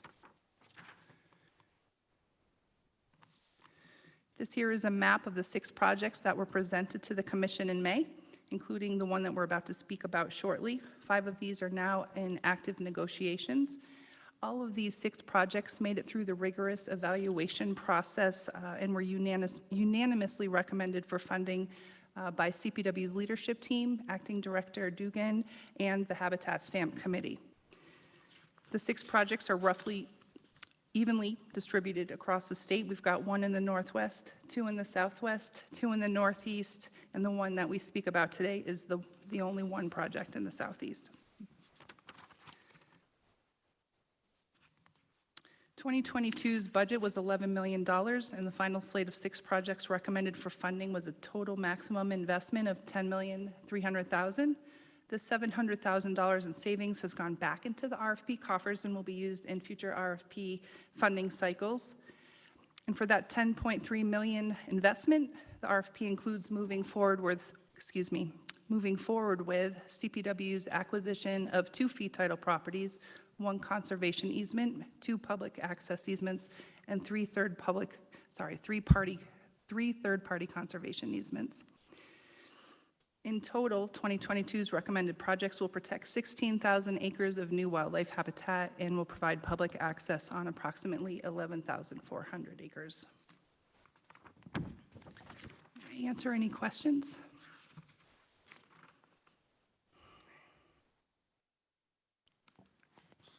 I don't see any questions. I think maybe now we turn it over to Councilor Matter. Yes, thank you, Chair.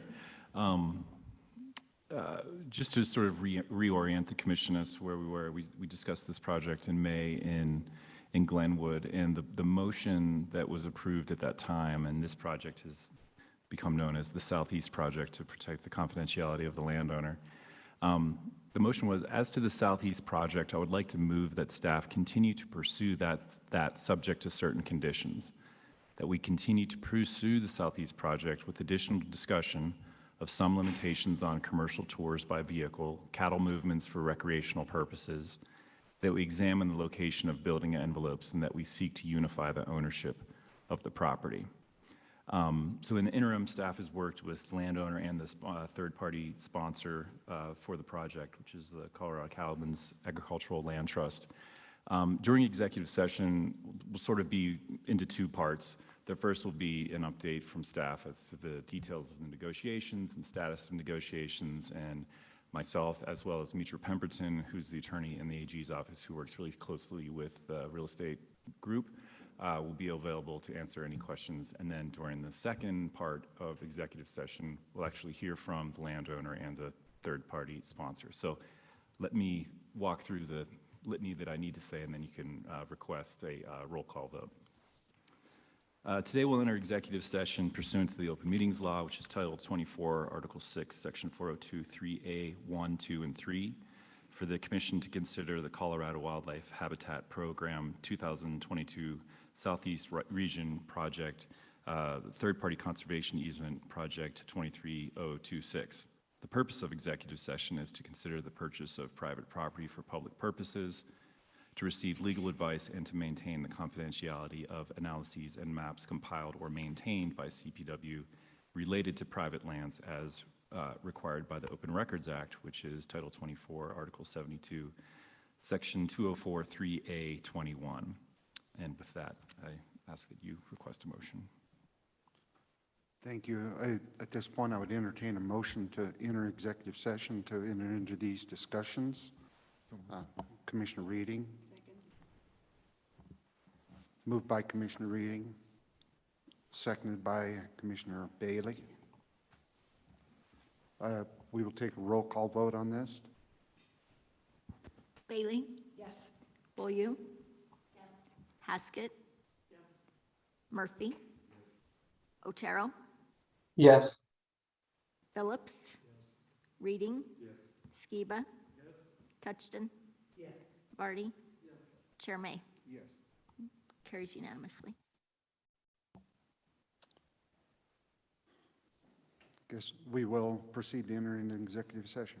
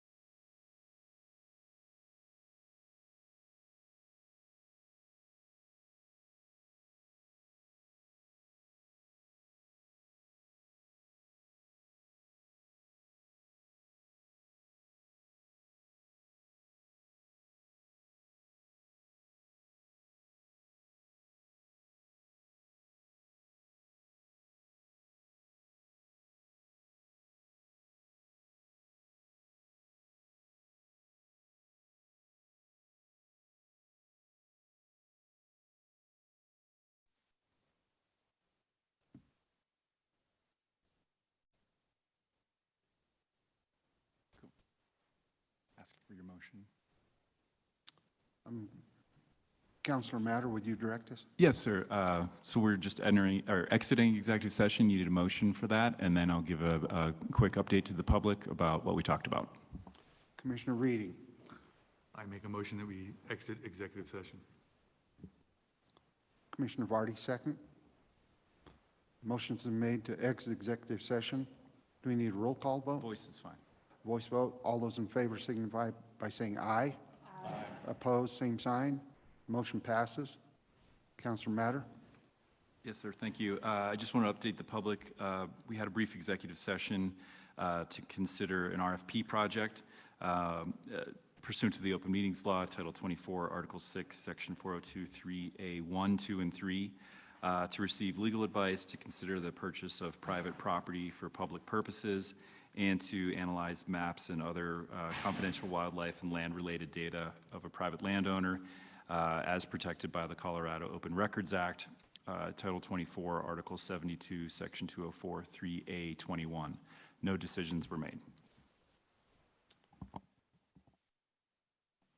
Is there any discussion?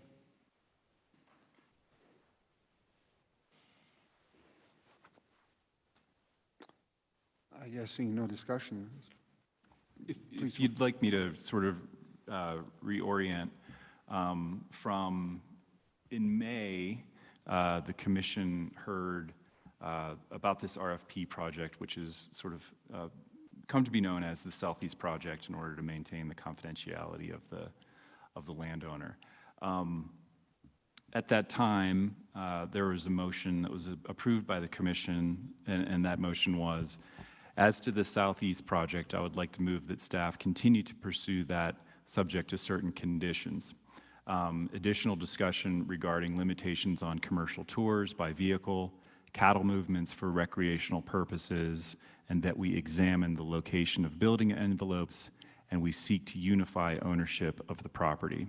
So those were the sort of general concerns that the commission had back in May, and the purpose of this meeting, I think, is for the commission to give direction to staff as to whether the commission wants to pursue this project, and if yes, are there any specific conditions that the commission wants to impose that will guide the due diligence and negotiations between the staff and the landowner and the sponsoring land trust moving forward? I think that the concern of the commission is that we do our best to make sure that the values of this property stay intact, and however the commissioners see fit to do that, I would definitely entertain discussion towards that. I think it's extremely valuable property, provides many benefits, and it fits in our mission to preserve the natural resources of our state. So I would ask for discussion or entertain a motion. Commissioner Bailey. I'm happy to have more discussion, but I would submit a motion that we approve moving forward with this, the Southeast property, assuming that in the ongoing conversations and investigation, a plan can be established that enables the landowner, CCLT, and CPW to make decisions that maintain the conservation value of the property into perpetuity. I would second Commissioner Bailey's motion. I just wanted to add that for discussion purposes, the property's quite valuable, and our goal is to keep it that way from a wildlife perspective. Very good. Is there any further discussion? Seeing none, it's been properly moved and seconded that we approve staff to move forward with this proposal. Shall we have a roll call vote? Bailey? Yes. Volume? Yes. Haskett? Yes. Murphy? Yes. Is Otero out there? Thought he dropped off. Absent. Phillips? Yes. Reading? Yes. Skiba? Yes. Touchton? Yes. Vardy? Yes. Chair May? Yes. Motion carries unanimously. That completes that item. I believe that brings us to what we've all been working for. So unless anybody has any business that should probably come for this meeting, is there any? I'll declare this